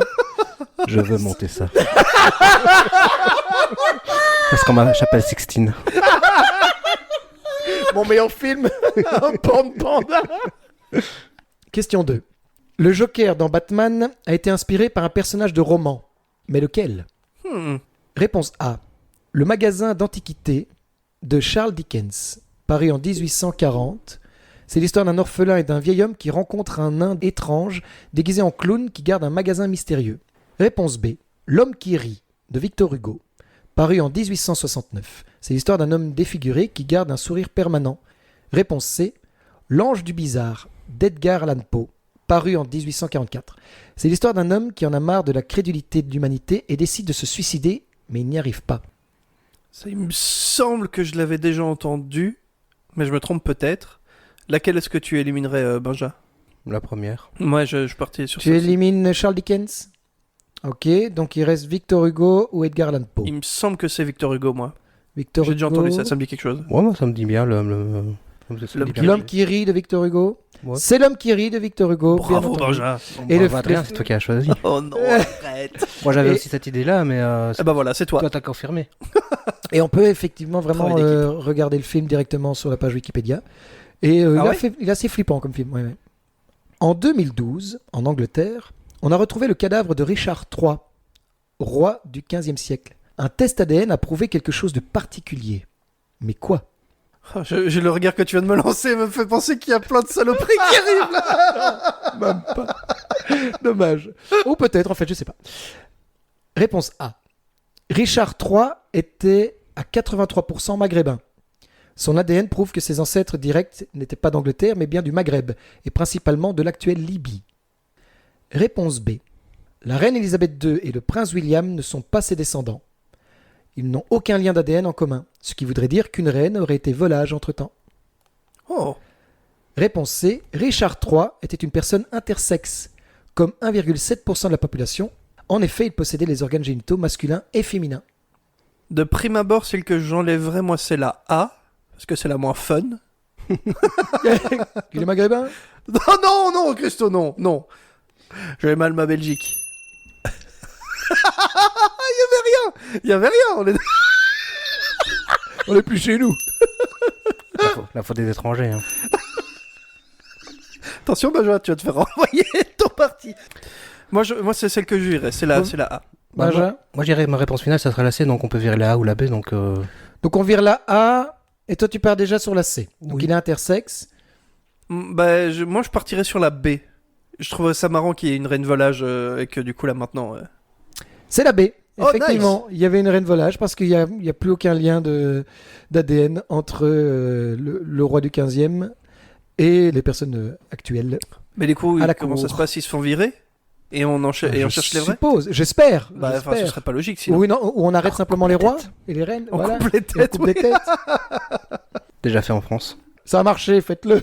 Faites-le chez vous, les Regardez, enfants. oh, c'est facile. À Tokyo, une brasserie du nom de Beer Boulevard a lancé un abonnement annuel particulier. Quel est-il ? Réponse A. L'abonnement annuel permet de rentrer chez soi en taxi à partir de toutes les enseignes de la brasserie jusqu'à maximum 100 km de distance de son logis pour seulement 215 € par an. Réponse B. L'abonnement annuel permet de manger à volonté dans les, désolé pour l'accent, Famirezu, c'est les petits restaurants familiaux typiques japonais. Tant que l'on consomme des bières provenant de l'enseigne de la brasserie. Ou réponse C. L'abonnement annuel permet de boire en quantité illimitée la bière japonaise Asahi dans toutes les enseignes de la brasserie pour seulement 215 €. Moi, j'éliminerais la B. Parce que j'arrive pas à prononcer. Ça me va. Et que ça serait pas sympa pour les petites familles, pour les petits restaurants qui a l'air déjà. Oui, c'est vrai. C'est vrai. Ouais, ça me va, verrons ça. Et moi, je pars sur la C, la dégustation de Asahi. Moi, je vois bien le taxi. Donc le taxi qui t'amène chez toi dès que si tu démarres de l'enseigne, et toi c'est bière illimitée Ouais. durant un an. C'est bière illimitée par année, à 215 € l'année. Ça me surprend Bière pas, c'est tous illimitée. des alcooliques là-bas, de toute façon, pas du tout. Ils boivent de bière, ils seront bourrés. Hein, donc Oui. bon. Va falloir bien rentabiliser les 215 €. Oui, c'est ça. Oui, c'est vrai. En un soir, il y a moyen de les rentabiliser en fait. Mais je pense Pour, que ça pour se toi, fait. oui. Pour eux, je suis pas Ouais, sûr. pour eux, non. Je pense que ça se fait pas mal d'aller boire un verre avec les collègues après le boulot dans ce genre de petits. Allez, c'est ma tournée, c'est mon abonnement. Bah, pourquoi pas. Ouais, il y a de fortes chances. Ouais. Bill Ast a été surnommé Snake Man. Mais pourquoi ? Réponse A. Il a été le premier à avoir battu tous les records sur le jeu Snake sur Nokia. Il a renouvelé son record de centaines de façons différentes, avec 4 téléphones en même temps, les yeux bandés ou dans une fosse au serpent. Pourquoi ? Réponse B. Il était spécialiste des serpents. Il arrivait à en extraire le venin à main nue. Il s'est injecté des doses croissantes de venin pour s'immuniser et vécu jusqu'à 100 ans. Réponse C. Il était intégralement tatoué comme un serpent. De la tête aux pieds, en passant par l'intérieur de son anus et le bout de son gland. Cela demandait 123 heures réparties en 4 ans. Moi, je suis fan de lacets. Hein. Mon problème, c'est que moi aussi. Laquelle vous éliminez? Voilà. C'est toi qui vois. Ça me... Le record de Nokia? Oui. Je peux vivre avec ça.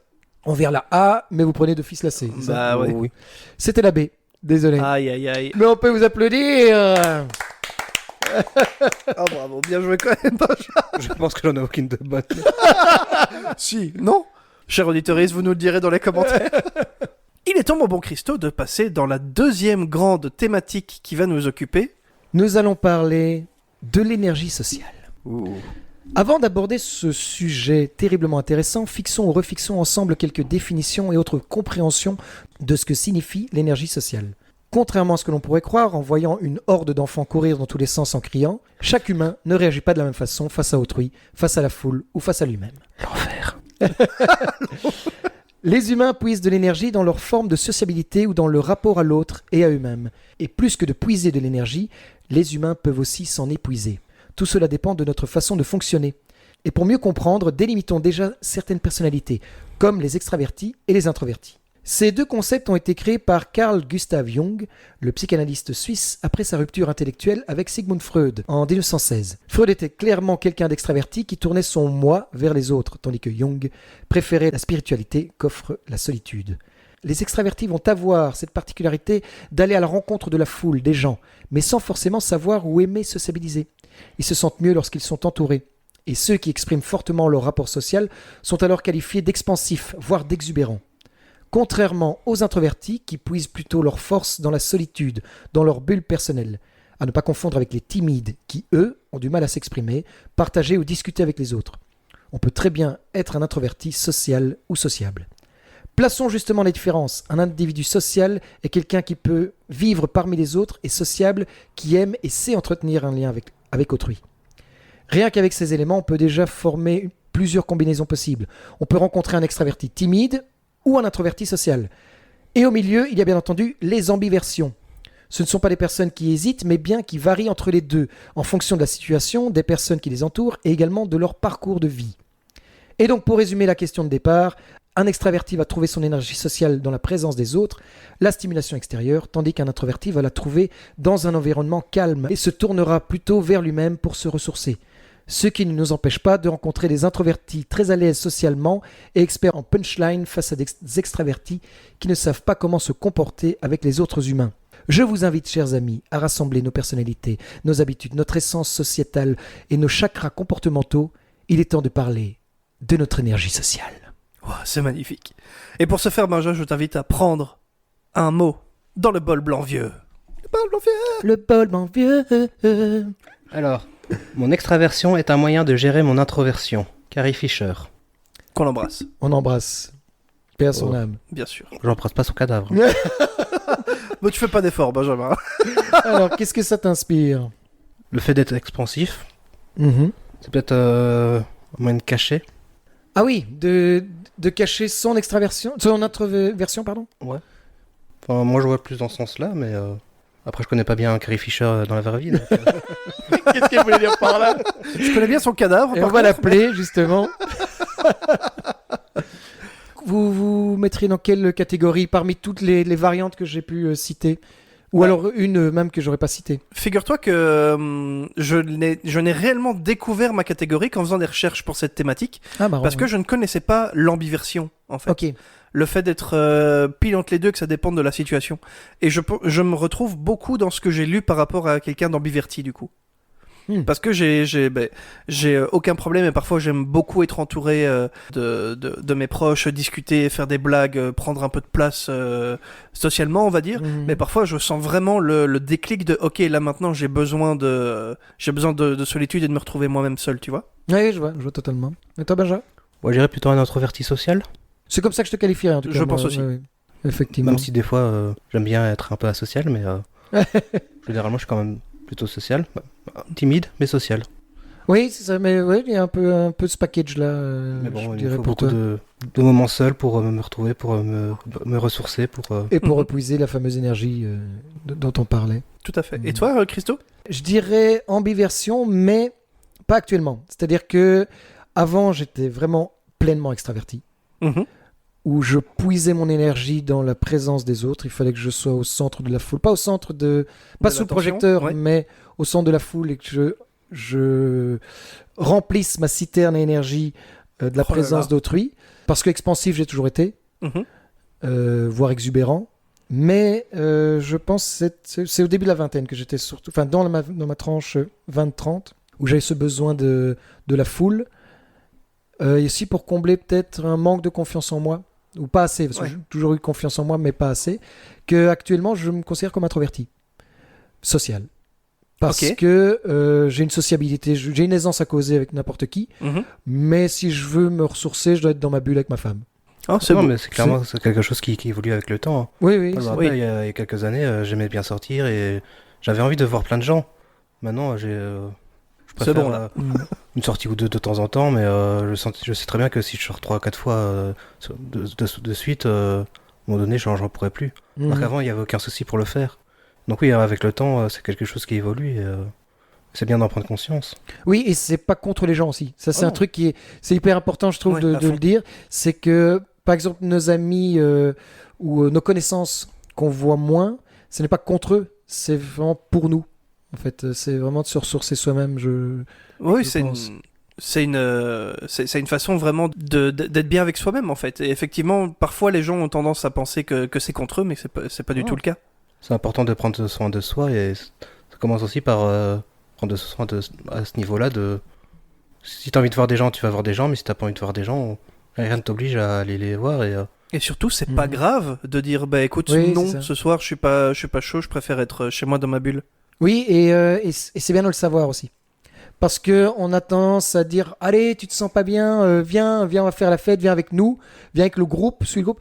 Et en fait, t'as pas besoin forcément de ça. Donc, Oui. enfin, il y a ce, comment dire, ce cliché, hein, tout simplement, de sors de chez toi si t'es pas bien et va voir des gens. Mhm. Bah non, ça ne plaît fonctionne pas à tout le monde, ça fonctionne Ouais, pas ça pour tout le fonctionne monde. pas pour tout le monde, hein. Il y a des gens qui préfèrent être seuls et se retrouver tout seuls pour aller mieux et d'autres ont besoin de contact. Bah, je voudrais rebondir sur un truc que t'as dit, Benja, il y a quelques instants, sur le fait que ça évolue avec le temps. Qu'est-ce qui, pour vous, et éventuellement, vous pouvez donner un exemple de votre vie si vous voulez, fait qu'on opère cette transformation? Est-ce que c'est conscient ou est-ce qu'à un moment, ben, c'est pas du jour au lendemain, j'imagine, t'es ultra Mhm. extraverti et puis d'un coup, ah non, plus introverti. Qu'est-ce qui change cette façon de faire? Ou de penser plutôt, à votre avis? Bah, je pense que peut-être des priorités qui changent dans la vie. Mhm. Puis oui, c'est quand même très... ça évolue, mais de façon très, très progressive, hein, c'est pas du jour au lendemain, donc t'en prends conscience que plus tard, mais ouais, c'est... Enfin, moi, avant, j'aimais bien beaucoup sortir, voir des gens, et ça évolue, et puis... Tu veux dire par rapport au monde étudiant d'une part et ton univers professionnel maintenant? Oui, puis même, j'ai grandi, j'ai plus les mêmes aspirations, enfin... Mhm. Je pense que ouais, ça fait partie de grandir, Mhm. d'évoluer. Ouais, par exemple, quand tu vas à un concert, je sais pas si tu as ça. Avant, c'était le plaisir d'aller en groupe à un Mhm. concert. Et maintenant, tu as quasi envie de dire non, non, non, mais laissez-moi kiffer mon concert. Ne me parlez pas pendant le concert parce que tu es dans ta bulle. Je sais pas si tu as ça. Bah moi quand je vais à un concert, s'il y a des gens c'est chouette, s'il y a pas de personnes, c'est pas grave, je en profite tout autant. Mhm. Enfin, moi j'ai pas commencé à devoir chercher des gens pour aller à un concert. Ouais. Si j'ai envie d'aller à un concert, j'y vais et puis s'il y a des gens c'est cool, s'il y a pas de gens, Mhm. j'ai quand même kiffé le concert. Je crois que c'est ça. Tu viens de mettre le point sur un. Pour répondre à ta question, Ouais. je pense qu'à un moment donné, pour aller à un endroit, tu dois absolument être accompagné. Mhm. En fait, tu recherches absolument une compagnie. C'est qu'il faut pas aller à cet endroit. Il faut la compagnie. Tu vois, il faut la compagnie. Ouais. Tu vois ce que je veux dire? En fait, c'est pour. Ou alors tu dois vraiment voir la combinaison des deux. Si Mhm. pour kiffer un endroit, tu dois vraiment dire il faut que je sois entouré de ces gens, en fait, l'endroit importe vraiment peu, quoi. Ou alors c'est par timidité aussi, tu vois, que t'as pas envie de te retrouver seul dans un endroit, que tu préfères être Ouais. avec quelqu'un pour être rassuré, Ouais, tu ça vois. dépend qu'est-ce qu'on y fait dans cet endroit, en fait, c'est ça. Est-ce qu'on Parce sociabilise? Parce que tu vas aller au Cinoche, par exemple. Mhm. Bah, il y en a qui vont pas voir de film tout seul. Alors Oui, que oui, moi, oui. justement, ça rebondit sur ce que vous disiez sur les concerts. pour tous ces trucs un peu plus artistiques, voir un film, aller au théâtre, au cinéma, écouter de la musique parfois, j'ai l'impression que j'ai besoin d'être dans ma bulle dans un premier temps au moins et de kiffer. Oui, après on en discute après, c'est ça. On en discute après, mais je serais pas du genre pendant le film, ne faites surtout jamais ça, à faire un petit... Et en fait, là, c'est parce qu'il est mort. Ah, ok. Tu m'as spoil. Ouais, c'est ça, Après, moi, c'est surtout un côté très pratique. Je vais souvent au cinéma, donc si je dois à chaque fois trouver des gens pour aller au cinéma. Tu vas quoi, une fois par semaine plus? T'as une carte? Moi, j'ai une carte illimitée, donc j'y vais 2-3 fois par semaine. Enfin, les grosses semaines, c'est 2-3 fois. Oh, waouh! Des fois, c'est un peu moins. J'essaie quand même de voir les bandes annonces pour voir si. Parce que ça reste comme prendre 2 heures de ton temps pour aller voir un film. Qu'on ne te rendra jamais, Benjamin. Donc, faut quand même essayer de voir un film qui t'intéresse, quoi. Oui, c'est sûr. Après, des fois, c'est intéressant de voir aussi des mauvais films. Hein. Tu peux aussi beaucoup apprendre. Ben, là, pour le coup, quand tu vas consciemment voir un mauvais film, je trouve ça plus marrant d'y aller avec quelqu'un. Oui, si bien entendu. Parce que là, on y va pour profiter ensemble en groupe de... Ça, c'est comme le bif. Je sais pas, Benjamin, t'as déjà fait le bif? Non. T'as jamais fait le bif? Le bif, c'est... Donc, le Un festival de films fantastiques à Bruxelles. Il y a des codes de projection. C'est-à-dire que c'est des nanars essentiellement, c'est des films fantastiques. Il y en a des très beaux qui ne sont pas des nanars, mais c'est principalement des gros nanars. Et il y a des codes du public. Donc par exemple, ça va te paraître bizarre, mais on voit la lune dans le film, on va imiter le loup. S'il y a une pleine lune dans le film, t'as tout le public qui imite le loup. Mais quoi ? Comme ça. Si il y a quelqu'un... C'est le festival des fous. Ben, c'est une ambiance, c'est vraiment une ambiance. Tout le monde lâche des vannes tout le temps. Ok. Tu vois, si maintenant tu vois, t'as un gros plan sur un pied, il y a quelqu'un dans la salle qui va dire ouais, c'est pas le pied. Tout le temps. Ah non, ça c'était une de tes phrases de boomer. Non, je te jure. non, je te jure, c'est ça. C'est l'ambiance du bif. Et t'as j'ai pas tous les codes en tête comme ça, mais t'as par exemple quelqu'un qui se sépare du groupe. Bon, on va lui faire la remarque. Fallait pas se séparer du groupe ou regarde derrière toi et des trucs comme ça. Et c'est pendant tout le film, il y a tout le public qui réagit. Pas à toutes les secondes, tu vois, mais à tous les scènes très clichés. Mais si c'est très codé comme ça peut être très marrant. Par contre, en fait, faut pas y aller si tu n'as pas les codes. Si t'as pas les codes et si t'aimes pas quand les gens parlent pendant un film, ne va jamais au bif. Ça a l'air trop. Parce que c'est et il y a des gens qui s'énervent, qui peuvent s'énerver de ça. Non, mais enfin, taisez-vous. Oui, c'est ça. Il y a moyen de regarder ce film tranquillou. Alors que non, c'est pas l'ambiance. L'ambiance, c'est vraiment pour que tout le public participe au film. Wow. Et c'est celui qui fait la meilleure punchline. Voilà, il a applaudi et tout. Ouais. c'est très, très vivace comme truc.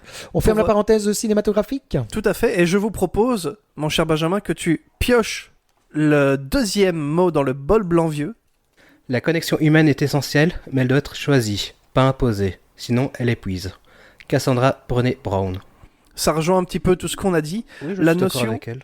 La notion que je voulais amener avec cette citation, c'est le concept de batterie sociale. Est-ce que vous voyez ce que c'est le concept de batterie sociale ? Pour les auditeuristes qui ne verraient pas ce que c'est vraiment globalement ce dont on a parlé ici avec le fait de se recharger l'énergie et que les extravertis ont besoin des gens pour, et les extravertis d'être seuls. Et c'est vraiment ce concept que j'aime beaucoup de la batterie qui est à un certain niveau et qui baisse et qui doit réaugmenter, etc. Et c'est très significatif au niveau des gens. Que parfois, tu peux avoir quelqu'un dans un groupe de potes où tout se passe très bien, et puis d'un coup, paf, il se dit, ok, non, là, il se ferme d'un coup, et il a besoin de se retrouver seul. Ça m'est déjà arrivé, et faut pas le prendre mal, c'est juste la batterie est vide, et il faut la recharger. Je voulais vous poser une question par rapport à ce concept de batterie sociale. Qu'est-ce que vous faites, vous, quand vous avez besoin de vous recharger la batterie ? Je mets mon casque, j'écoute de la musique. C'est la musique, toi, qui... Ouais. Que tu sois en société ou juste chez toi, tu dis ok, j'ai besoin, paf, casque. Le casque, c'est surtout quand je suis avec des gens et à un moment donné, j'ai besoin d'une pause. Je comprends mieux pourquoi parfois je suis en train de te parler et tu mets le casque sur tes oreilles. Parce que je suis au boulot. Non, mais quand t'es avec des gens et à un moment donné, t'as juste. Par exemple, tu passes toute la journée avec ta famille et t'as des gosses qui t'épuisent. Vécu. Ma nièce et mon neveu, je les aime beaucoup, mais... On les embrasse. Mais c'est beaucoup d'énergie, et donc quand tu passes toute la journée, des fois t'as juste besoin d'une demi-heure tranquille, et... Ouais, je comprends. Tu t'isoles un peu, tu mets ton casque, tu mets de la musique, et tu te recharges de la batterie comme ça, toi, alors. Et toi, Christo, t'as une activité préférée qui te permet de te recharger la batterie ? J'ai plusieurs activités. Si vraiment... Allez, j'ai ma batterie qui est à 0 après une semaine de boulot, ou même une journée de boulot. Je vais m'enfermer dans ma bulle avec Fanny. Donc on va se poser, on va causer, on va se marrer, on va jouer. On va mater un film, peut-être. Voilà. Et si elle n'est pas forcément apte à créer cette bulle, parce que elle peut être occupée à faire un autre truc, ou même j'ai besoin d'une plus petite bulle encore, à ce moment-là, c'est lecture ou écriture. C'est vraiment ça. C'est là que tu... Je lis ou j'écris, ou les deux. Et ça, c'est vraiment ma manière de t'en ressourcer. Ouais. Mais c'est souvent la créativité.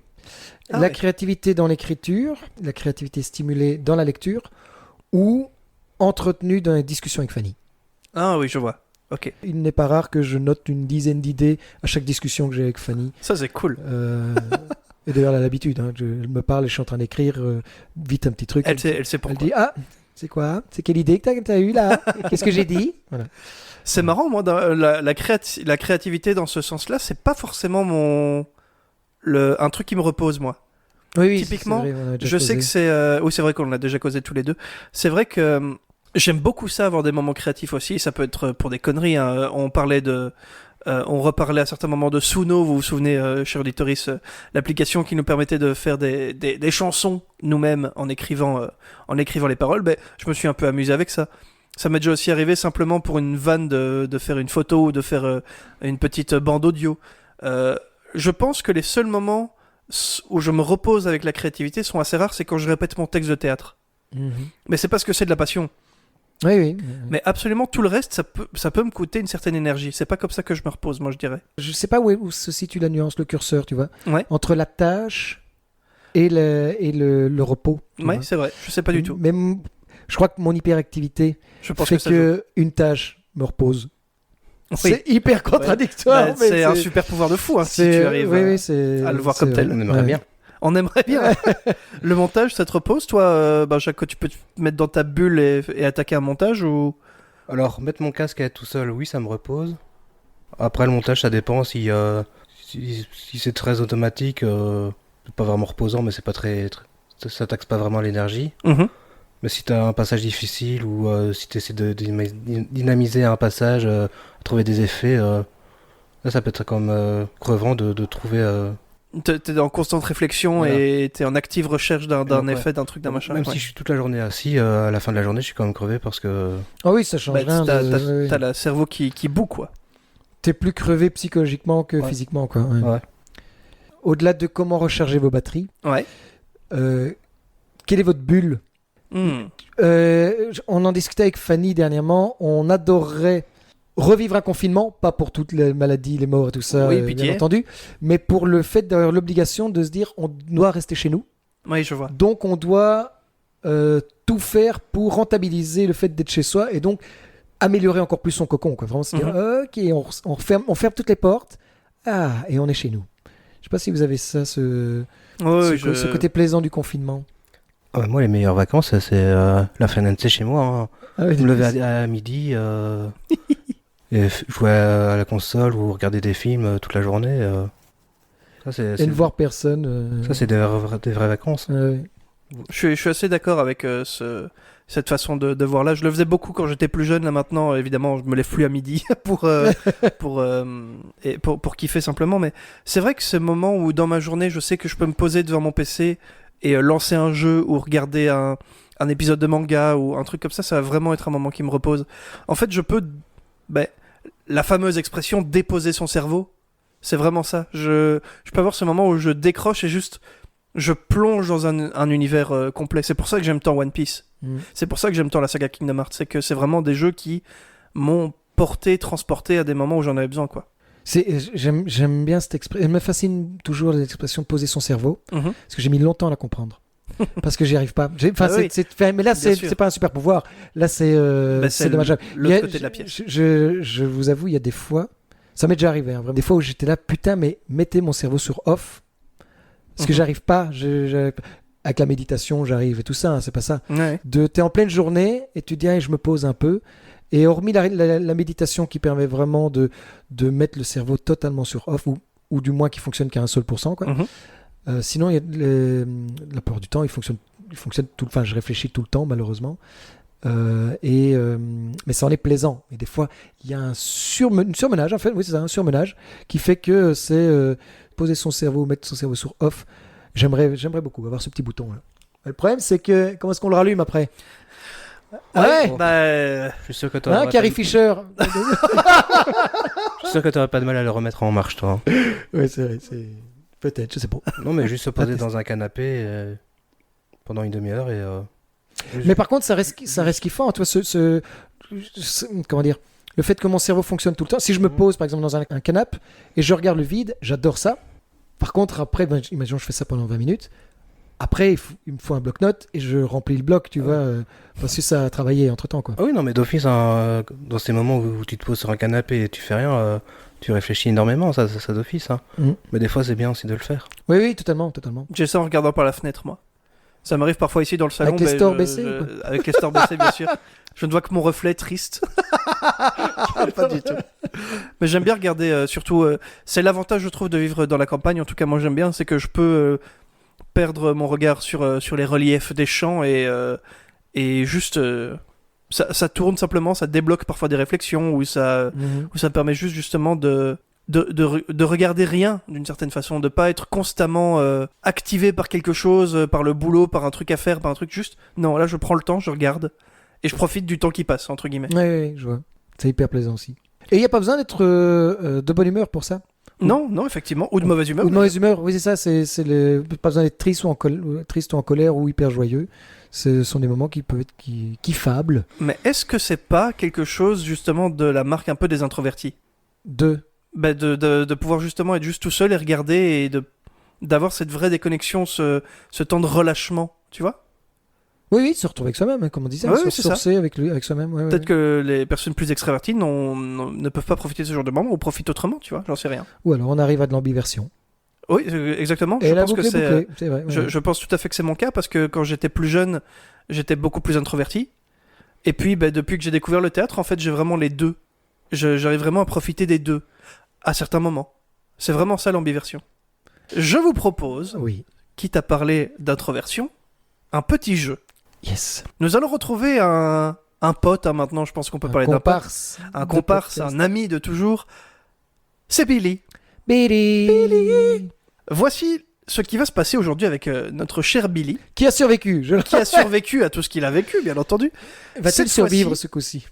Eh bien, c'est vous qui allez en décider, hein, Benjamin. Non, j'espère qu'il va survivre. C'est vous qui allez en décider. Peut-être que ce sera un nouveau personnage la prochaine fois, on ne sait pas. Parce que Benjamin l'aura tué. Billy est un immense introverti.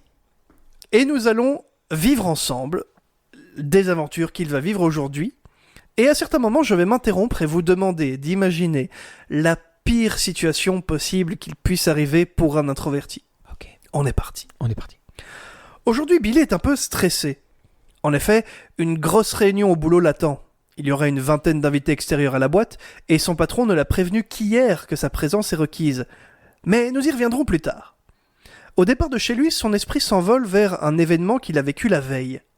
L'enterrement de la grand-tante très appréciée d'un ami. L'église était comble. Tout le monde est assis dans le silence, quand soudain quoi?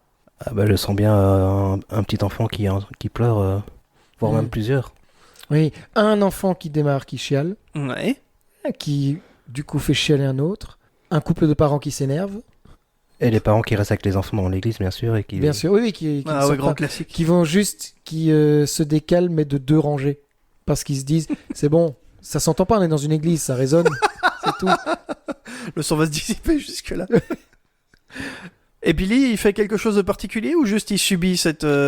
Oh, il subit comme un point introverti, il subit. Oui, il subit. Et le son, il n'arrive plus à se concentrer sur autre chose que ça, parce que ça le dérange. Il va pas taper une esclandre. Non, il garde pour lui, c'est ça le pire, c'est qu'il garde pour lui. Il tank. Et sa batterie diminue. Ces traumatisants souvenirs l'ont accompagné tout du long sur le trajet vers le supermarché juste à côté de son travail. Il n'a pas besoin de grand-chose. Il se dirige sans réfléchir dans le magasin et au détour d'un rayon, il croise... Qui ? Soit un vieil ami extraverti, expansif et exubérant, qui veut faire du small talk. La batterie sociale encore diminuée. Ouais. Ce genre de personnes.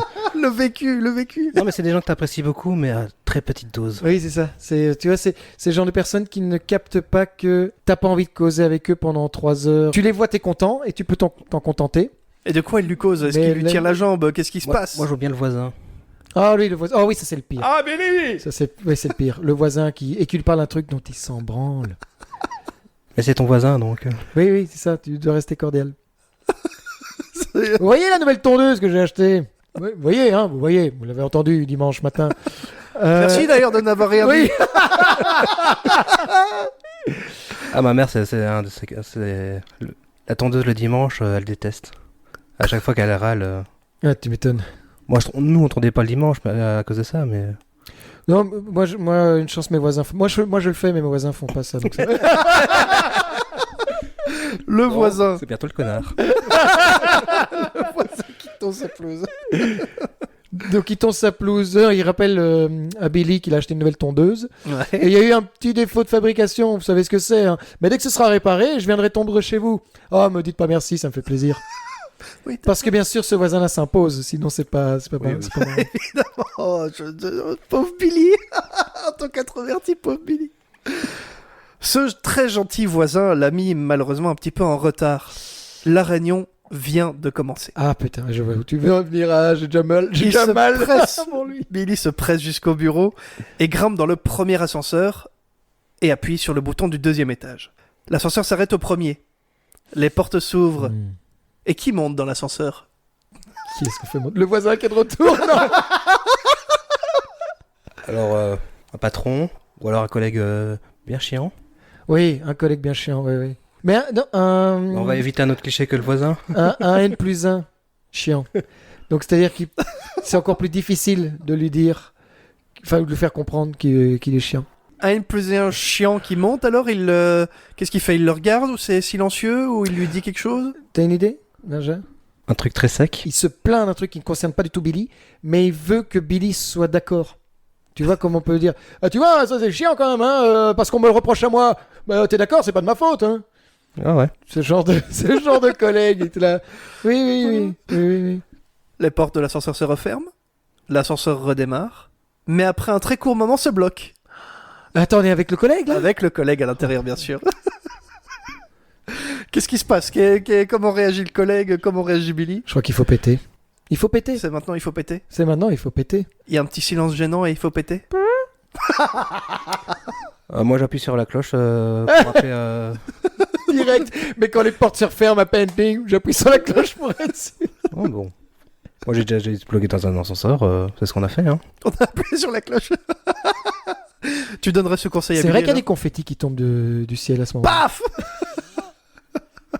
Non, mais quand t'es dans un petit ascenseur à 3 et t'as pas de place, Oui, t'appuies tu sur la pries pour cloche. que le réparateur arrive vite.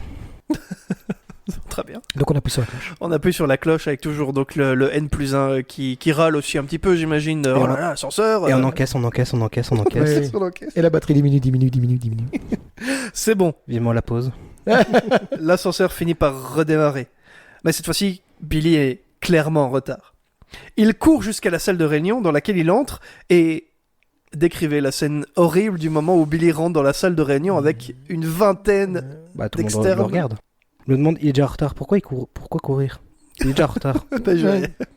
Moi je pense que... Il est assez fainéant pour monter deux étages Avec l'ascenseur, c'est vrai, putain, c'est Alors- quoi ce Billy? Il se dit que ça ira plus vite. Pas de chance. Donc voilà, si déjà il fait pas l'effort de monter 2 étages, pourquoi il courir alors qu'il est déjà en retard? Et donc silence total, le grand patron qui est interrompu et tout le monde le regarde et Le grand patron et là il est au montre centre de sa l'attention. montre, tu vois? Montre sa montre Oui, à il Billy. fait. Et surtout il est le centre de l'attention de 20 personnes. Ouais.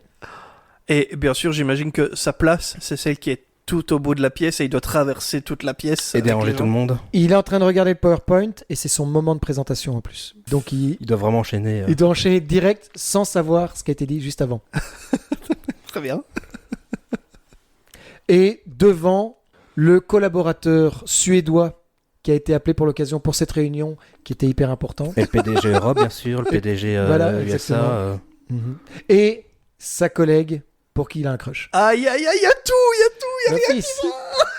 Alors, il va pas mourir mais il va mourir de honte. Oui, c'est ça. Et bien comment- sûr, vu qu'il est tout rouge, il sait qu'il est rouge, donc il est encore plus rouge. Et qu'il a couru donc il a transpiré. Oh oui, il a des auréoles jusque sur son menton, quoi. Ah, est-ce qu'il essuie à grosses gouttes aussi ou pas? Aïe, aïe, aïe, pauvre Billy, je suis tellement en empathie pour lui. Comment ça se passe, la réunion? Est-ce que, pour la décrire un petit peu, est-ce qu'il réussit sa présentation? Est-ce qu'il arrive à retomber sur ses pattes? Est-ce qu'il... Tout juste, mais il sauve les meubles. Oui, c'est ça. Tout juste. La petite réunion avec le patron après, quoi. Oui. Ah, le patron lui dit qu'il veut le voir dans son bureau juste Le patron après. le félicite légèrement. Bon, bien joué, mais on va se voir après, il me semble. Ok. Oui, désolé. Oui, ça va. Maintenant, ça va. C'est l'ascenseur. Oui, c'est ça, l'ascenseur qui est en panne. Oui. Comme hier. Et la semaine dernière. Oui. On est au 2e, Billy. T'aurais pu prendre l'escalier, Billy. C'est ça. La réunion se termine, tous les intervenants sortent. Billy, effectivement, alors va dans le bureau de son patron qui l'attend. Comment ça se passe, cette petite entrevue? Billy se chie carrément dessus. Physiquement? Attention, hein, je vois pas où tu vas. Non, pas physiquement, mais intérieurement. Il a une descente d'organes, Il quoi. se les kiffe, quoi. Il se Ouais. kiffe, ouais. Et bon, il encaisse, hein. Il Il se fait engueuler ou c'est des plus sec, c'est plus... Est-ce que, donc, pense que sec. il est dans le bureau de son chef. Ouais. Il a fermé la porte, le chef. Donc, ils sont vraiment entrés. Donc, Billy est dans la condition de je vais recevoir. Ah, La remarque. La porte s'ouvre et c'est la directrice générale qui rentre. Il dit, mais continuez, faites comme si j'étais pas là. Et elle attend avec vraiment à la porte. Histoire d'amplifier le truc, quoi. putain. Et de mettre un peu aussi la honte au chef, tu vois, histoire que lui soit aussi un peu mal à l'aise. Il quand même. mérite un petit peu, quand même. Ouais, il mérite un petit peu qu'on se venge. Très bien. La journée se termine pour Billy. Toute dernière étape, il le sait. C'est la dernière chose à faire. Il en peut plus, il est au bout du rouleau. Il doit rentrer chez lui. Mais il y a des festivités dans sa ville. La rue est bondée de monde. Il arrive presque devant chez lui. Mais Je crois qu'il faut faire revenir le voisin. Qui a picolé toute la journée avec les festivités. Oui. Qui attrape Billy par l'épaule. Hey, Billy! Viens faire la fête avec moi. Et hop, et il le chope. J'ai apéro chez moi ce soir. Et entre-temps, il le met sur le char. Il l'assied sur le char. Et il lui met des accessoires à la con en rapport avec le char et les festivités. Et Billy est coincé parce qu'il est au milieu de la foule, du coup. La foule finissante. Et alcoolisée. et il voit le char qui redémarre et sa porte s'éloigner petit à petit. Ah oui, il était devant chez lui. Voilà qui clôture la journée de Billy. Félicitations, vous avez été horrible. Désolé, Billy. La suite au prochain épisode, on verra bien si Billy a survécu à ce char. Ou J'adore s'il s'est ça. suicidé. J'adore ce personnage. On peut lui faire On le vivre toutes maltraite les tellement, le saloperies. pauvre. C'est cathartique un petit peu. Merci beaucoup en tout cas, Adrien, Mais pour merci ce à vous. petit Billy jeu. Il va être temps des micro-débats. C'est les micro-débats. Les micro-débats. Micro-débats. Alors, pour les auditeuristes qui ne connaissent pas encore, mais s'il vous plaît, au bout d'un moment, Faites un effort aussi, non? Christo, quoi est-ce qu'il y a eu une phrase de boomer là derrière? Non, non, non. Attention. Non, même pas. Les micro-débats pour les auditeuristes qui ne connaissent pas. Je vais poser une dizaine de questions à notre loulou Benja. Et il a 5 minutes pour répondre à toutes les questions. Des questions qui peuvent prêter à débat ou à simple réponse courte. Et peut-être il faudrait expliquer pourquoi on m'appelle Loulou. Oh oui, Oh faisons oui, ça. tout le monde oui, n'est pas au c'est courant. vrai. C'est vrai que tout le monde n'est pas au courant. Je ne sais même plus si on l'avait expliqué. Non, on l'avait pas expliqué quand on avait reçu l'autre loulou, Louise. Tu veux nous donner la signification? C'était pendant la pièce, il y a encore une bougie de soufflet. Ouais. Et il y a une scène où il y a la chaise musicale, moment culte de cette pièce. Et en fait, Christo joue un peu l'animateur. Et à un moment donné, il doit interpeller justement celui qui passe les musiques, moi en l'occurrence. Et donc, on cherchait un nom un peu kitsch, un peu cassos. Désolé à tous les loulous et désolé loulou. Non, mais vous êtes tous habillés un peu. Ah oui, totalement. Ah, complètement. On est totalement kitsch, ringardos, quoi. Un peu genre 118-218. C'est ça, oui, c'est ça. Et donc, il fallait trouver un nom pour moi, un peu dans ce style-là. Et Et on en a testé plusieurs et c'est Loulou qui collait le mieux. Ouais. voilà. C'est Loulou qui. Il y avait qui est Mich resté. Mich aussi. Oui, il y avait Jean-Mi, il y avait ce ouais. genre de truc là. Mais Voilà. Loulou. Loulou est resté, effectivement. Et depuis, c'est Loulou à vie. Voilà. Est-ce que tu es prêt, Loulou, pour tes Oh. micro-débats? Oui, Christo, Non. moi je suis prêt aussi. peut-être, Non. on verra. C'est la fin de cet épisode. Et donc, l'énergie sociale. Alors, elle en est où ta batterie d'ailleurs d'énergie sociale là? Bah, et vous, ça va, elle diminue pas. Oh, ça fait super plaisir. Pareil. Tu es prêt alors, Adrien? Je suis épuisé, quoi? Non, je plaisante, moi non plus. Je suis prêt. Tu es né le même jour que Karl Marx. Pourquoi tu n'as pas voulu naître la même année? J'aurais fait l'ombre à Karl Marx si j'avais été né le même jour et la même année. Ah, c'est vrai, bien vu. C'est gentil pour lui, merci. Au début, on monte un film et à la fin, c'est la critique qu'il descend. Qu'est-ce qu'il y a au milieu? Beaucoup de désespoir parce qu'on n'arrive pas à faire ce qu'on veut. On n'arrive pas à trouver le bon rythme. Ah, joli. C'est beau. Pour toi, quelle est la différence entre une dictature et un livreur de pizza en retard? La dictature, j'ai pas envie d'y être. Alors qu'une pizza en retard, t'as un peu faim, mais... C'est pas si grave. Mais elle arrive, c'est là en retard, elle arrive. Alors que s'il y avait la téléportation, il n'y aurait plus de retard. Dans Ghost of Perdition, du groupe Opeth, ils disent « Il faut vivre avant de mourir jeune ». Et toi, qu'est-ce qui a tué ta jeunesse? Elle n'est pas encore morte. Oh, c'est vrai. C'est beau, ça. C'est vrai, n'est Ça, pas c'est encore très morte. beau. Bruce Willis, Léonard de Vinci et Sigmund Freud sont aussi gauchers. Quelles sont les deux choses qui te différencient d'eux? La classe. Je ne sais pas dans quel sens. Et pas besoin de préciser, c'est très bien. Quelles sont les 3 politesses que tu aimerais imposer aux gens dans les transports en commun? D'abord les gens qui sortent et puis les gens qui rentrent. Ah, Ouais, très, c'est très vrai. important, très très important. Se dépêcher.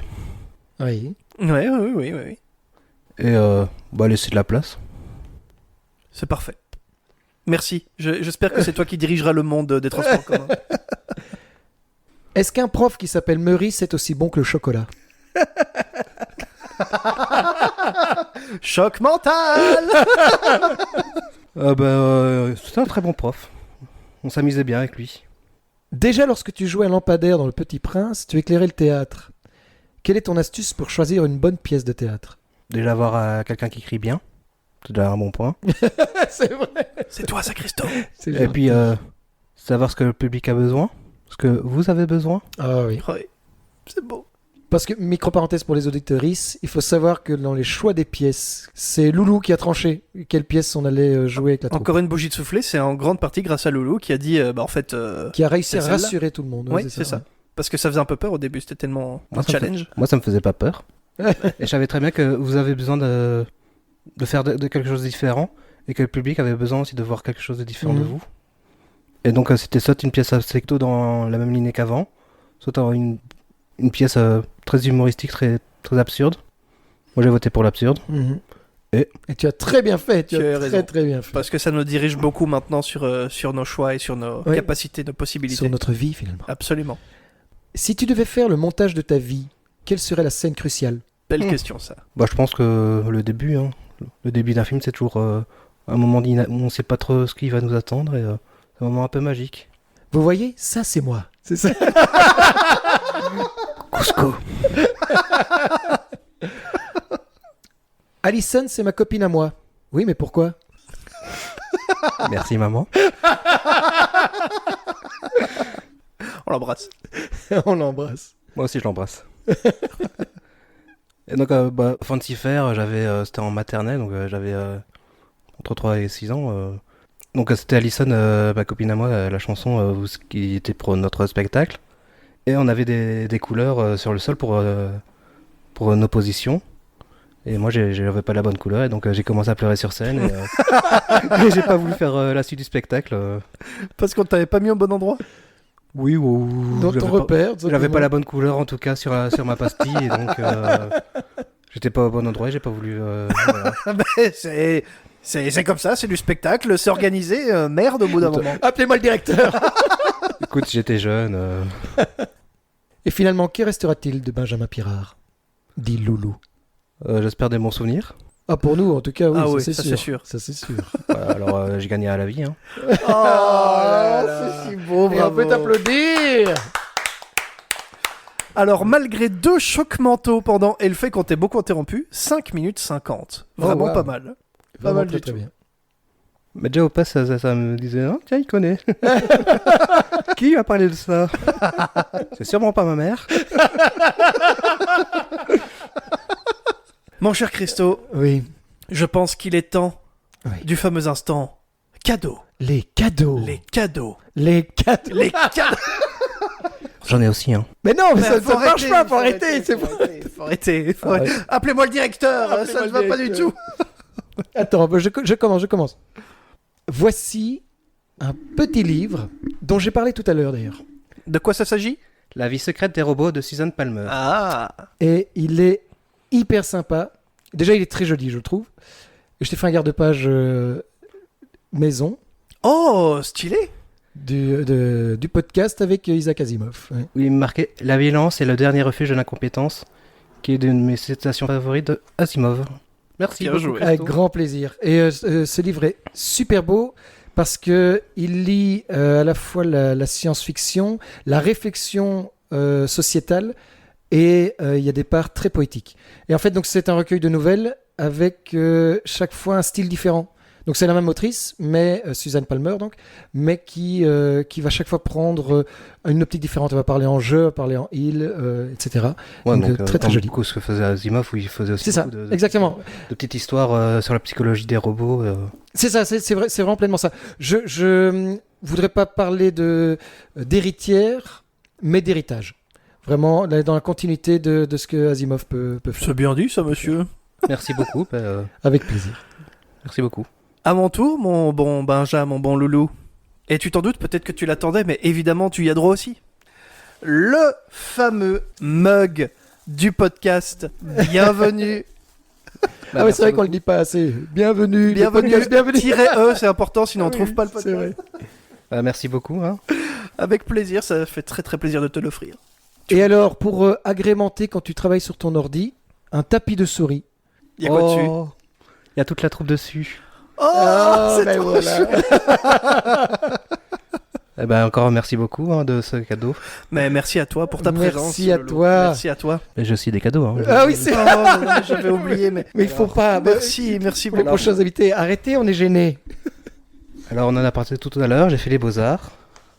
Et donc, Oh, Oh waouh. incroyable, il a fait un cadre. Oh waouh. Oh, Oh, c'est génialissime. Merci beaucoup, Oh Benjamin. waouh. Il a pris une photo de Christo et moi qu'il y a sur nos réseaux et il l'a C'est une refaite. photo du jour de mon mariage. Oui. Et oh waouh, ça Ouah, donne elle est super magnifique. bien quoi. Ce sera dans mon salon. Merci infiniment. bah, Benjamin. j'espère. Hein. Ah, mais d'office, Ce sera dans mes mon toilettes. salon Merci aussi. infiniment. Ouais, mais voilà. Oh waouh. Ah, il est incroyable. Putain, Avec mais- ta petite signature en Putain, plus. on Elle est est très stylée beau, ta en fait, signature. on est beau. Bon, là, j'aime bien offrir de temps en temps des dessins comme cadeau. Ah bah un superbe cadeau. Tu quoi. nous as super bien fait quoi. Waouh. Thank you. Merci infiniment Benja. Avec plaisir. Et ça donne super bien quoi. Oh, waouh. Merci beaucoup, merci pour ce magnifique cadeau. J'en perds mes mots. Ce magnifique cadeau, Je suis ému aussi. très chouette épisode. J'ai hyper kiffé, j'ai adoré C'était super intéressant. discuter C'est de passé tout super ça. vite. Oui, à mort. à fond. Moi, comme a dit, ouais, il y a déjà 2 heures d'enregistrement. Quoi? Ouais. Comment ça? Mais voilà, merci beaucoup Loulou en tout cas. Merci ta Loulou pour ta présence. présence. Ça fait Avec super plaisir. Tu reviens quand tu veux. Ça marche. Merci à toi mon bon Christo. Merci à toi Adrien. Et merci à vous, chers auditeurs, de nous suivre. Encore une fois, n'oubliez pas, vous pouvez vous abonner sur nos réseaux sociaux, Facebook, Instagram, et également nous suivre sur Spotify, YouTube et Deezer. Si vous voulez mettre des petits commentaires, vous pouvez. C'est toujours sympa. Normalement, en montage, on aura mis une petite clochette pour les phrases de boomer. Oui. Si maintenant il y a des endroits où il n'y a pas de clochette, désolé. C'est que Christo est un boomer. J'espère que c'est sur toi, Adrien, qui aura... Allez, à bientôt. Bisous à tous. Gros bisous, ciao ciao ciao. Bisous. Bisous. C'était le podcast de Christo et Adri. Oh, waouh. À bientôt. Gertrude. Bisous.